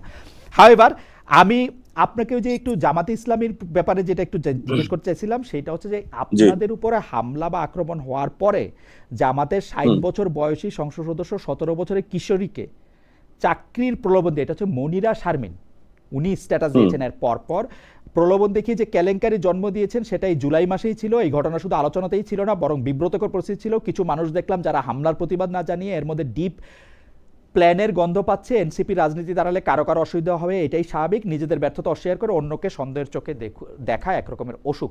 না জনাব পাটোয়ারি, আপনিও কিন্তু জামাতে ইসলামের, আমি দেখতেছিলাম অক্টোবরের শেষ সপ্তাহে আপনি জামাতে ইসলামীকে অনেক সমালোচনা করেছেন এবং আপনি বলেছেন যে জামাতে ইসলামের সাথে গিয়ে কারো কোনোদিন কোনো ভালো হয় নাই। আপনি কি এখনো এই ব্যাপারটা মানে, এবং মনিরা শারমিন এটা সরাসরি বললেন, আমি দেখলাম টক শোতেও এনসিপির নেতারা অনেকেই জামাতের এই ভূমিকা নিয়ে অনেক কথা বলেছেন, স্পেশালি আপনাদের আক্রমণের পরে অনেকে বলেছেন যে এই আক্রমণটা আপনাদের উপরে হতে পারতেছে কারণ জামাতে ইসলামী হচ্ছে আপনাদের সাথে এই পদযাত্রাটা আপনাদেরকে একা করতে হচ্ছে। জুলাই পদযাত্রা তো সবার, তাহলে এই পদযাত্রায় তারাও অংশ নিচ্ছে না কেন? একটু যদি বলতেন, এটাই আমার আজকে শেষ প্রসঙ্গ বা শেষ প্রশ্ন। শেষ প্রশ্নটা যেটা দেখেন, আমিও একটা সময়ে কিন্তু ছাত্র শিবিরের রাজনীতি করেছিলাম। মানে আমার যখন ছোটবেলা বই পড়ার ইচ্ছা হইতো তখন আমি বইগুলা পড়েছিলাম। পরবর্তীতে কিন্তু আমি আদর্শিকভাবে পরিবর্তন হয়েছে। This is not the right way, কারণ আমি সে সময় হলো অন্য কোনো সংগঠনের দাওয়াতই পাই নাই বা এঙ্গেজ হওয়ার সুযোগই পাই নাই, আমি মাদ্রাসা পড়াশোনা করছিলাম। পরবর্তীতে যখন পরিবর্তনটা আসছে আমি সে কিন্তু পরিবর্তনের জায়গাটা পরিবর্তন করছি না, আমি কিন্তু আজকে এনসিপি করতেছি। মানে আমি যদি ওই জায়গায় থাকতাম, লেয়ার বাই লেয়ার উঠলাম, তাহলে দেখা যাচ্ছে ওইখানে অনেক উপরে যাইতে পারতাম। সেটা আল্লাহ জানে যে যাইতে পারতাম নাকি যেত, কিন্তু আমি আদর্শিকভাবে যেটা বাংলাদেশে বিশ্বাস করি সে জায়গাটা আপনারা এবং বাংলাদেশের মানুষ অনেকেই জানে। আমি ক্যাম্পাস জীবনে রাজনীতি করে এসেছি, আমার লাইন খুবই স্পষ্ট ছিল, আমি কোন রাজনীতি বেসিসে করতে চাই ওইটা করতে চাই। ফলত আমি সেই জায়গাটা এখন হলো করতেছি। এবং আমি জামায়াত সম্পর্কে যেটা বক্তব্য দিয়েছিলাম, একটা দেখেন আদর্শিক জায়গা হলো প্র্যাকটিক্যাল পলিটিক্স। প্র্যাকটিক্যাল পলিটিক্সে দেখেন জাতীয়তাবাদী যে পলিটিক্সটা, জাতীয়তা পলিটিক্সের জায়গাটায় কিন্তু বিএনপি বলে যে এটা একটা আদর্শিক জায়গাতে আছে, কিন্তু প্র্যাকটিক্যালি তারা এটা করে না। কারণ বাংলাদেশি যে পলিটিক্সটা সেটার মধ্যে তারা কখনো মাদ্রাসা সেক্টরকে একীভূত করতে পারে নাই, হিন্দু ভাইদেরকে একীভূত করতে পারে নাই, নারী শ্রমিকদেরকে একীভূত করতে পারে নাই। যেটা আইডিয়াটা আকারে খুবই সুন্দর ছিল। তো আপনি যদি একটা আইডিয়াকে আপনি চ্যালেঞ্জ করেন বা আইডিয়ার জায়গা হলে আপনি ক্রিটিক করেন, একটা হলো প্র্যাকটিক্যাল ফিল্ডে আপনার যে অবস্থা, এই অবস্থা তো আমরা পড়তে চাই না। আসলে এই অবস্থাটা চলে এসেছে, আমরা বাধ্য হয়ে এই অবস্থার মধ্যে পড়ে গিয়েছিলাম। আমরা বলেছিলাম বিএনপির সাথে যাওয়ার জন্য, কিন্তু বিএনপি তো সংস্কারে রাজি ছিল না। ফলত আমাদের সামনে কন্ডিশন ছিল যে সংস্কারে রাজি হবে আমরা তাদের সাথে যাব এবং এই নির্বাচন হলে আমরা অংশগ্রহণ করব। সেই জায়গা থেকে এখন এসেছি। আপনি যে প্রশ্নটা উত্থাপন করেছিলেন যে জামায়াত ইসলামের একজন সংসদ সদস্যের যে মোরাল টার্পিচিউডের যে জায়গাটা, মোরাল টার্পিচিউডের জায়গাটা, এটা জামায়াত ইসলামী ভালো উত্তর দিতে পারবে। আমাদের কেউ যদি মোরাল টার্পিচিউডের জায়গাটা, আমি উত্তর দিতে পারতাম। এবং আমি মনে করি যে মোরাল টার্পিচিউডের জায়গাটা যদি কেউ এই ধরনের ইসলামের কথা বলে এবং একটা সুন্দর শৃঙ্খল রাজনীতির কথা বলে, তাদের যদি হয়, সেখানে অবশ্যই তাকে হলো স্যাক করা উচিত এবং তার রাজনীতির জায়গাটা থেকে তাকে সরিয়ে যারা ভালো মানুষ তাদেরকে নিয়ে আসা উচিত। এটা হলো ওই ওই ক্ষেত্রে ঘটনার প্রেক্ষিতে হলো আমার বক্তব্য। ওকে, আমরা দর্শকদের কাছে প্রশ্ন করেছিলাম এমপিওভুক্ত শিক্ষকদের স্থানীয় সরকার নির্বাচনে অংশ নেওয়ার সুযোগ বহাল রাখার দাবি তুলেছে জামাতে ইসলামী। প্রিয় দর্শক, এই অবস্থা সঠিক বলে মনে করেন কিনা? শতকরা 40% দর্শক মনে করেন যে এটি সঠিক, শতকরা 60% মনে করছেন যে না এটি সঠিক নয়। 11,000 ভোট দিয়েছেন। আমি দর্শকদের একটা প্রশ্ন আপনার জন্য নিব। দর্শকরা একটা প্রশ্ন আপনাকে অনেকবার করেছেন, সেই প্রশ্নটা যদি একটু জি করেন। জি অবশ্যই। দর্শকদের প্রশ্নটা হচ্ছে যে আমেরিকান ডিল নিয়ে জনাব পাটোয়ারি সাহেবের অবস্থান, ওনার দলের অবস্থান, ওনার জোট প্রধানের অবস্থান স্পষ্ট করতে বলবেন প্লিজ। আমিও এই ডিলটার আচ্ছা। কথা বলতেছিলাম যে 9 তারিখে ডিলটা সাইন করা হয়েছে, 12 তারিখে ইলেকশন হওয়ার মাত্র 3 দিন আগে। জি জি। দেখেন, ওই ডিলটার মূল এজেন্সটা ছিল যেহেতু আমরা হলো ওইখানে এক্সপোর্ট করে থাকি, এবং যখন এক্সপোর্ট করে থাকি আমাদের লেটস সে 100 টাকার গুডস, তো ট্রাম্প সরকার বললো যে তুমি যেহেতু আমার কাছে বিক্রি করে থাকো, যে র মেটেরিয়াল সেটা যেহেতু চায়না অথবা অন্যান্য দেশ থেকে কালেক্ট করে থাকো, তুমি আমার থেকে এটা কালেক্ট করো। তো সেই জায়গাতে ঠিক আছে, তাহলে ওই জায়গাতে একটা ডিল হয়েছে, এবং পরবর্তীতে এটা কিন্তু আমাদের ফুল নলেজে কোনো কিছু আমাদের কাছে আসে নাই। ইদানিং আমাদের সাথে বিভিন্ন তাদের সাথে মিটিং হচ্ছে, কথা হচ্ছে, আমরাও তাদেরকে জানিয়েছিলাম যে আমরা এটা কনসিডারেশনে আছি, ভবিষ্যতে আমরাও দেখব যদি সেখানে সংস্কার অথবা অনেক কোনো বিষয় থাকে, যদি বাংলাদেশের স্বার্থ সংশ্লিষ্ট থাকে, তখন আমরা যে কোনো চুক্তিতে যাইতে পারি। বাংলাদেশের স্বার্থ সংশ্লিষ্ট বিরোধী আমরা কোনো চুক্তিটা কি আপনি ধরনের পড়েছেন চুক্তিতে জনাব পাটোয়ারি? চুক্তিটা আপনাকে দেখার সুযোগ আমি হয়েছে? আমি আমাকে যদি অনেস্টলি আমি ফুলটা পড়ার সুযোগ পাই নাই, তবে আমার কাছে পেপারটা এসেছে, আমি কিছুটা অংশ পড়েছিলাম। সেই জায়গাটা থেকে আমার মনে হয়েছে still we have to consider on that matter. Positively আরো অর আমাদের অ্যাফার্মেটিভলি অর নেগেটিভলি? এটা তো কিছু জিনিস ভালো আছে, যদি এটাতে একটা রিরাইটিং এর সুযোগ থাকে বা সেই জায়গায় আমরা আসতে পারি, তাহলে বাংলাদেশও লাভবান হবে, তারাও লাভবান হবে। কয়েকটা ক্লজ আছে যে এত পর্যন্ত এই ধরনের এই যে কন্ডিশনগুলো প্রবলেমেটিক, ওই উইদাউট কন্ডিশন কন্ডিশনগুলি প্রবলেমেটিক, এটাকে আপনারা দলের মধ্যে আলোচনা করেছেন বা এটার মধ্যে আপনারা পজিশন নিচ্ছেন কিনা সেটা? আমরা আমরা আমরা আলোচনা করেছি, আমরা দলীয়ভাবেও এখানে এখনো ক্লিয়ারের আমাদের সময় আসে নাই, কারণ স্টিল আলোচনা হলো অনগোয়িং সব দলের সাথে। আপনি দেখেছেন চুক্তিটা ওয়েবসাইটে দেখা যাচ্ছে ফেব্রুয়ারি মাসের শেষ থেকে, মানে আপনারা সময় পাচ্ছেন না চুক্তিটা দেখা। ওই সময় ফেব্রুয়ারি মাসের শেষ চুক্তিটা থেকে হয়েছিল ফেব্রুয়ারি মাসের শেষ থেকে অ্যাভেলেবল চুক্তিটা আর কি ওয়েবসাইটে বা না, ফেব্রুয়ারি মাস থেকে যখন অ্যাভেলেবল, ওই সময় যখন চুক্তিটা করা হয়েছিল আমাদেরকে ওই চুক্তি সম্পর্কে জানানো হয় না, অ্যাভেলেবল ক্লিয়ার করা হয়েছে। মানে আপনারা নিজেরাও একটু দেখতে পারতেন তো ইচ্ছা করলে। হ্যাঁ, হ্যাঁ, আপনারা যখন বলেছেন আমাদেরকে দেখার জন্য, ওই সময় আলোচনাটা বেশি ছিল যে পোর্টে ডিপি ওয়ার্ল্ড বা অন্যান্য যে কাজ আছে সেখানে দেখা গেছে অনেক কিছু প্রবলেমেটিক কাজ হচ্ছে। তো এখানে আমরা ডিরেক্টলি যখন এটা কনসিডার নেন, সেই পক্ষটা আমাদের সাথে আলোচনারও সুযোগ আসে নাই, সরকার ডিরেক্টলি করেছে। পরে ছাত্ররা যখন মাঠ থেকে একটু দুর্বল হয়ে গিয়েছে, পরে সরকারের যারা ছিলেন তারাও নিজেরা আমাদেরকে জানানোর মনে করেন নাই। আমরা পরবর্তীতে এগুলো নিয়ে কথা বলেছি, সেই চুক্তিটা এটা কি, আপনারা কতটুকু যাচ্ছেন, সেটা কিন্তু ফুল ফাইনালাইজেশন অথবা এখন যে বিরোধিতা জায়গা আসছে তারাও বাংলাদেশে আসা শুরু করেছে, কনসিডারেশনের সুযোগ আছে, এবং আমরা যে ওইভাবে আছে ওইটা তো আমরা বলছি কন্ডিশন গুলো প্রবলেমেটিক, এবং আমরা দলীয়ভাবে সেই বিষয়গুলো স্পষ্ট করেছি, ভবিষ্যতে আরো করব। আমরা বাংলাদেশের স্বার্থের বিরোধী, অনেকে বলা হয়ে থাকে যে দেশ বিক্রি করে দিচ্ছে আমেরিকার কাছে। কেন ভাই, আমি চায়নার কাছেও বিক্রি করতে চাই না, ইন্ডিয়ার কাছেও বিক্রি করতে চাই না, কোনো দেশের কাছেও বিক্রি করতে চাই না। এনসিপি অ্যাটলিস্ট এই জায়গাটা আমেরিকার কাছে, আমরা আমেরিকার কাছে বিক্রি হয়েছে কিনা সেটা একটু দেখতে কি ইচ্ছা করে? আমেরিকার আমি তো বললাম আমি পড়েছি, সেখানে কন্ডিশন গুলো আমাদের পছন্দ হয় নাই। সেখানে যদি করেছে সেখানে তারেক রহমান জানে ভালো, কারণ ওনার ক্যাবিনেটে পররাষ্ট্র মিনিস্টার যিনি আছেন, ডক্টর মোহাম্মদ ইউনূস সরকার করেছে। সেখানে ফরেন মিনিস্টার তো এখন হয়েছে, মানে আপনাদের সরকার করেছে, সেজন্য সেখানে আমি তো বলেছিলাম সেখানে ওয়াহিদ ভাই ছিল, আরো অনেকেই ছিল। ওই অফিসগুলো তো বিএনপির বেশি অ্যাক্সেস ছিল, তারপরে আপনার আসাদ ভাইয়ের অফিসে বিএনপির বেশি অ্যাক্সেস ছিল না, আপনার আসিফ নজরুল স্যারের বেশি দেখা গেছে, আমি কিন্তু আপনার সাথে খানিকটা একমত। এটা আমাকে প্রথম বললো কে ভুলে গেলাম, কিন্তু এটা বলছে যে এই বিএনপি সরকার একদমই ডক্টর মোহাম্মদ ইউনূস সরকারের এক্সটেনশন। ডক্টর মোহাম্মদ ইউনূস সরকার যা যা কিছু করছে এই বিএনপি সরকার সেইগুলিরই এক্সটেন্ডেড ভার্সন করতেছে। এবং এনসিপি জামায়াতও, উনি বলছেন এনসিপি জামায়াতও এই যে পুরা প্লটটা, এই প্লটটার একটা পার্ট। এটা এই আপনাদের কেউই বলছে যে, মানে আমি মনেও করতে পারবো আসলে একটু পরে আমাদের অনুষ্ঠানেই বলছি, যখন আমরা বলছেন যে রাজনৈতিক দল হিসেবে বিভিন্ন ইন্টারাকশনে যাই, কথা বলি, আমাদের কারণে দেখা গেছে এই যে এখন আপনার একজন প্রতিমন্ত্রী নুরুল হক নূর বক্তব্য দিয়েছেন এনসিপি হলো বাংলাদেশের রাজনীতিতে বিস্ফোরা, হয়তো এই জন্যই বলা হয়ে থাকে। আমরা অনেক বিষয় নিয়ে কনসার্ন তুলেছি বাংলাদেশের পক্ষের মানুষের। এটা আমরা যতদিন, এখন তো আমি এটা বলে প্রমাণ করতে পারবো না, যতটুকু অ্যাকশনেবল কাজে আমরা প্রমাণ করতে পারবো তখন দেশবাসীর সামনে আরো স্পষ্ট হবে। আমরা বিস্ফোরণ, আমরা তাদের জন্য বিস্ফোরা, কিন্তু বাংলাদেশের মানুষের জন্য ভালো। ওই ওকে, বিস্ফোরাগুলোকে আমরা একটু সাইজ করি। আমার আর কোনো প্রশ্ন নাই, আমি একটু শেষ করি আচ্ছা, আজকে। এতক্ষণ যা আপনাকে জাস্ট জি আমাকে যদি 30 সেকেন্ড সময় দেওয়া যাবে। জি জি জি, অবশ্যই অবশ্যই, মানে আমি যে, কথাটা বলে নিব সেটা নাকি? হলো মানে বেশি? খালিদ ভাই, আপনি হ্যাঁ, আমার পুরো যতটুকু আপনি আমার বক্তব্যগুলো অ্যানালাইসিস করেছেন, আমি শুরুতে বলেছিলাম টোনের প্রবলেম আছে, সেটা আমার কারেকশন করতে হবে। না, আপনার কি মনে হয়েছে আমি সারাদিন গালাগালি করি? আমার তো অনেকগুলো বক্তব্য আপনি অ্যানালাইসিস করেছেন। জনাব পাটোয়ারি, আমি অনেস্টলি বলি, উম, দেখেন কোনটা গালাগালি কোনটা গালাগালি না এটা নির্ধারণ করে আসলে ক্ষমতা। আজকের যে বিএনপি আপনাকে গালাগালির কথা বলে বা আপনার দলের উপর আক্রমণ শানাচ্ছে, গত 17 বছর উনারা রাষ্ট্রীয় প্রধান থেকে শুরু করে মানে সরকার প্রধান, তারপর হচ্ছে সংসদে এমন কোনো জায়গা নাই যে বিএনপিকে দুইটা কুৎসিত গালি না দেওয়া হইতো। বিএনপিকে দুইটা কুৎসিত গালি না দিয়ে মনে হয় জল স্পর্শ করার নিয়ম ছিল না বাংলাদেশে। হুম সেই সময় হুম কিন্তু বিএনপি ওগুলিকে গালি হিসাবে দেখে নাই, তখন ওদের গায়ে অত ফোসকা পড়ে নাই, তখন ওদের অত খারাপ লাগে নাই, কিছু লাগে নাই। কিন্তু তখন লাগে নাইটা কেন? ওরা হজম করে গেছে, বিকজ ক্ষমতার মাপকাঠিতে সেই ওনার মনে হয়েছে যে এটা রাইট টাইম না বা এটা। আজকে আপনারটার ব্যাপারে এত প্রতিক্রিয়া কেন হইতেছে?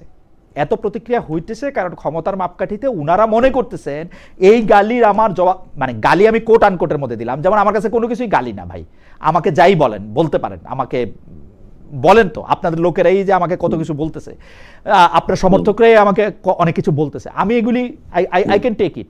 আমি আবার পাবলিক ফিগারও না, মানে আমার কোনো তো সেই অর্থে গুরুত্বও নাই। তো আপনারা পাবলিক ফিগার, পলিটিক্যাল লিডার, গালি কোনটা কোনটা না সেটা আসলে ক্ষমতার মাপকাঠিতে বিবেচনা করা হয়, বুঝছেন? আপনারা এখন তো আমি খুব বিপদে আছি ভাই, আপনারা এমন একটা না, পর্যায়ে চলে এসেছি, আমাকে কিলিং জোনে নিয়ে এসেছে। আমি আসলে এই কথাটা একটু বলতে চাইতেছিলাম যে জনাব নাসিরউদ্দিন পাটোয়ারি, আমি কিন্তু এটা রেটরিক হিসেবে বলি নাই। আপনি যদি আমার এর আগের আরো 2টা শো, আপনি অনেক ব্যস্ত, তারপরেও যদি দেখেন সেইখানের মধ্যেও কিন্তু আমি 100 বার 300 বার 400 বার বলছি যে না, বলার স্বাধীনতা প্রোটেক্ট করতে হবে। বলা দিয়া কোনোদিন বলা, এটা কোনো কিছু দিয়ে জাস্টিফাইড না, কোনো কিছু দিয়ে জাস্টিফাইড না। আপনি বলবেন যে না আমরা আসলে ওর বলাটার নিয়ে আমাদের কোনো কিছু নাই, এটা স্থানীয়রা করছে। আমি জিজ্ঞেস করছিলাম তাদের এক কেন্দ্রীয় নেতাকে এটা কেন্দ্রীয়ভাবে করা হয়েছে কিনা, তো উনি বলছে না, কেন্দ্রীয়ভাবে করা হয় নাই। না, এটা তো সত্য না। হ্যাঁ, এটা অ্যানি ভাই বক্তব্য দিয়েছিলেন, পানি সম্পদ মন্ত্রী বক্তব্য দিয়েছেন। আমি ওনাদের হাফ ডজন হলো মন্ত্রীর বক্তব্য দেখাইতে পারবো, যারা আমাকে কিলিং জোনে আমার উপরে অ্যাটাক করাটা তারা জায়েজ উৎপাদন করেছেন পুরো বাংলাদেশে। আমি যে প্রাইম মিনিস্টার অফিস থেকে করা হচ্ছে না, আমি যেই প্রসঙ্গটা আসলে বলতেছিলাম সেই প্রসঙ্গটা হলো কি, এটা আপনার কাছে প্রশ্ন না, এটা আপনার সঙ্গে একটা আলাপ, যে সত্যি সত্যি একটা ছেলের মানে অনেক তো গেল বাংলাদেশে, কত মানুষ কত পরিবার আর কত কিছু করবে, একটা ছেলের এটা চোখ উঠায় ফেলা হয়েছে, তার এটা রক্তাক্ত হয়েছে, তার পরপরই আপনি বলছেন যে আপনি আর কথা বলবেন না, আপনি আর কথা বলবেন না। কিন্তু আপনি কথা না বললে কি আপনার কাছে কি মনে হয় হাইন্ডসাইট, আপনি কথা না বললেও কি এই আক্রমণটা হইতো আসলে?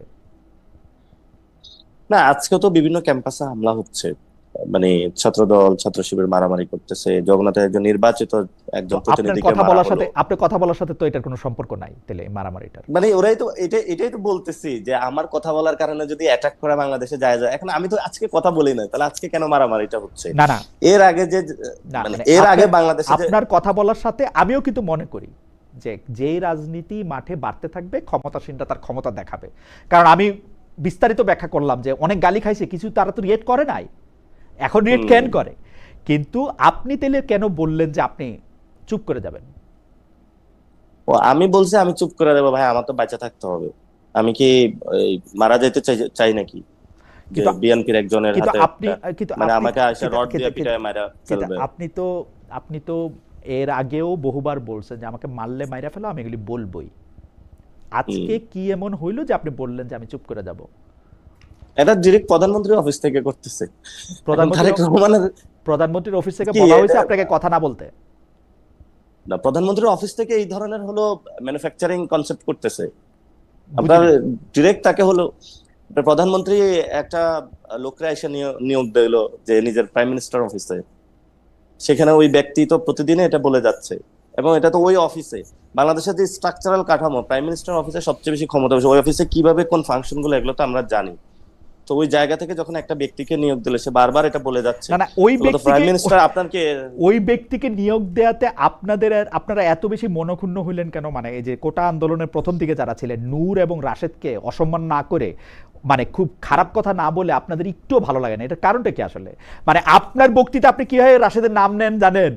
আমরা হলো মানে আমরা খুব কুৎসিত কোনো কিছু দেখলে যেরকম করে মুখ মানে আমি জানি না, মানে আমি যে আপনারা অনেক কিছু শুনছি, আপনি যতবার রাশেদ নামটা বলেন ততবার, আপনি না শুধু, এটার কারণটা কি? আমি না আমার বলতেও চাই না, এর কারণটা কি? আপনি আজকেও নূর সাহেবের কথা বলছেন যে হ্যাঁ, মানে এইটা কেন হইলো, মানে ওরা কি করছে? এটা এটা এটা এটা এটা হয়েছে, তারা কোনো অপরাধ করে নাই, তারা বাংলাদেশের ক্ষমতার অংশীদার হয়েছে।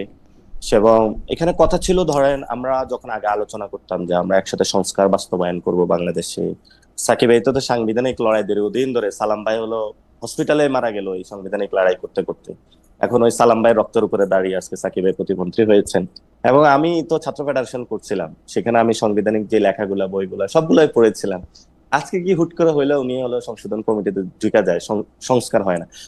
আপনি গত 17 বছর টকশো গুলা দেখবেন, মানুষের কথাগুলা দেখবেন, ওইখানে তো বিএনপির, আমি আর কারো নামে নিতে চাই না, কালকে তো আবার আমার মারা ফেলবে, যে ওরা কি ধরনের বক্তব্য দিয়েছে বা আর এরা কিভাবে বক্তব্য দিয়েছে, এটা তো জনগণের পক্ষে ছিল। এখন এটাতে স্পষ্টত বোঝা যায় যে ঠিক আছে, আপনি কালকে একটা ভালো পোস্ট পাইলেন, ওই পোস্টে গিয়ে আপনি তার পরবর্তীতে সবকিছু লড়াই সংগ্রাম ইতিহাস বাংলাদেশের মানুষের অস্তিত্বের জায়গাটা ভুলে গেলেন। ফলত ওই জায়গাটা আপনি যদি ইলেকশনে যাওয়ার জন্য আমি একটু দর্শকদের বলি, আপনি যদি ইলেকশনে যাওয়ার জন্য 25 অক্টোবরের শেষ পর্যন্ত জামায়াতকে গালাগালি করতে থাকেন, এমনকি আপনার একটা স্ট্যাটাস আমার এখনো মনে আছে, আজকে এটা দেখি নাই, সেই জন্য correct me if I am রং, আপনি কিন্তু এই আহ্বান আপনার বন্ধুদের, সহকর্মী, সহযোদ্ধাদের জন্য বলছিলেন, কয়টা সিটের জন্য নিজেদের বেচা দিও না বা এরকম কোনো কিছু একটা, তখন কথা হইতেছিল এনসিপি জামাতের সঙ্গে যাবে না, বিএনপির সাথে যাবে, আপনি কিন্তু স্ট্যাটাস দিয়েছেন, এবং দ্যাট ইজ আপনি দিচ্ছেন কিনা আমি আজকে দেখি নাই, কারণ হচ্ছে যে আপনার এত ওই আজকে খুঁজে দেখতে হয় না, আজকে অনেক কিছু দেখছি, এটা দেখি না, এটা স্মৃতি থেকে বললাম, correct me if I am রং।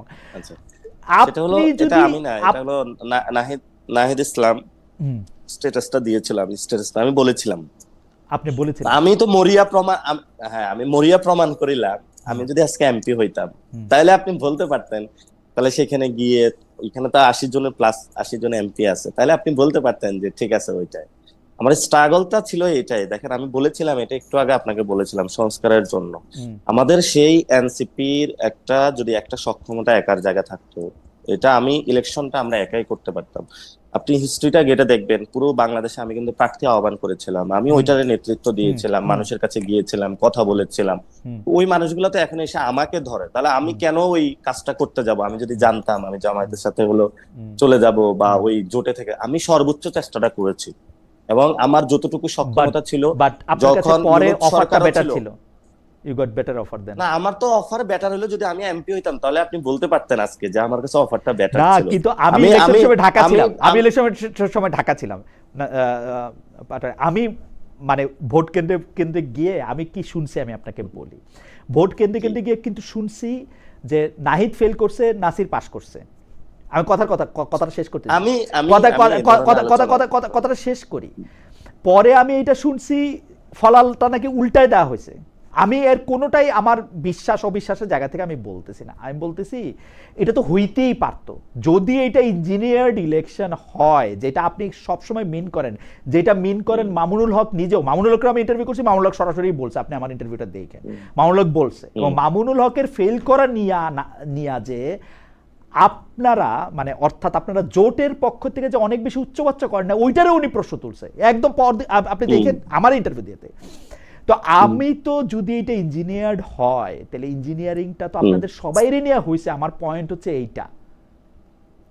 আমি দেখেন, কোনো ব্যক্তির ইঞ্জিনিয়ারিং শব্দটা আমি কোনো ব্যক্তির সাথে জুড়তে চাই না, আমি সামগ্রিক আলোচনাটাই। আচ্ছা ঠিক আছে, আপনার প্রিয় ওয়াকা সাহেবরে নিয়ে আসি, ওয়াকা সাহেব যারা বসাইছে সেটা তো উনি পিক এন্ড চুজ করে বসাইছে, তাই না? যেমন নাসির সাহেবরে ওনার পছন্দ না, নাসির সাহেব বলছে আর্মির বুদ্ধি থাকে হাঁটুতে, ওর কোনো বুদ্ধিশুদ্ধিই নাই, তো আপনারা কেন বসাবেন, আপনি তো শত্রু।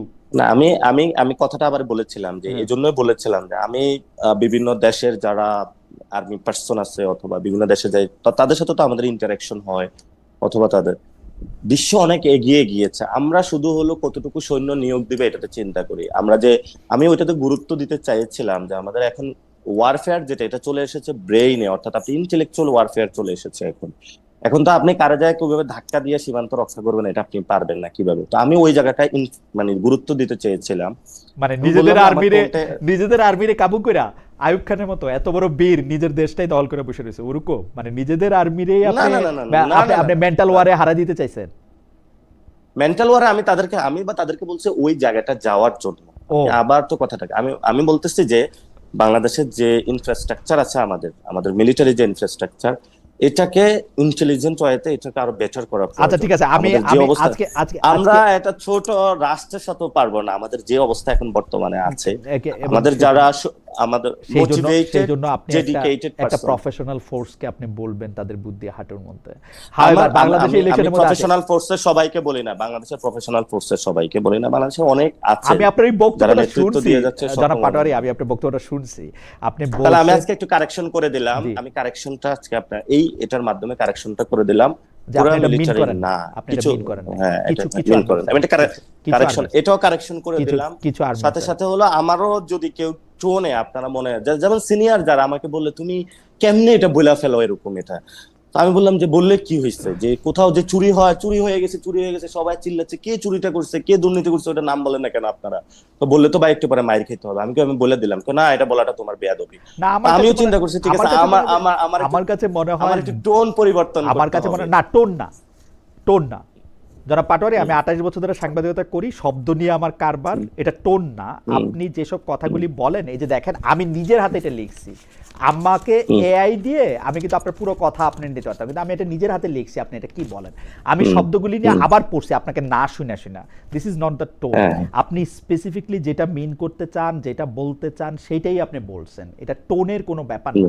কিন্তু আমার কাছে মনে হয়, আমি এটা একটু আলাপ প্রসঙ্গে একটু জিজ্ঞেস করি যে এনসিপিতে আপনার এই বলা এবং বলার একটা পিকে যাওয়াটা, এইটা কতটা মানে আপনি কতটা জনপ্রিয় হইলেন, আপনি আরো কত মানে আপনাকে লোকে ফলো করে, বা তরুণ যারা এনসিপি নেতৃবৃন্দ আছে তারাও আপনাকে আসলে খুব ফলো করতেছে কিনা, আপনাদের যারা সিনিয়র নেতা, মানে আপনার থেকে সিনিয়র নেতা তো অল্প কয়েকজনই, 2-3 জন 4 জন, তারা আপনাকে খুব প্রশংসা করে কিনা, বাহ ভালো বলছেন নাসির ভাই, বা ভালো বলছে, আমি জানি এরা বেশিরভাগই আপনাকে ভাই বলেন, যে এইটা আপনাকে বলেন কিনা, মানে ব্যাপারটা কিরকম, মানে এনসিপিতে আপনি অনেক সাবাসী পান কিনা?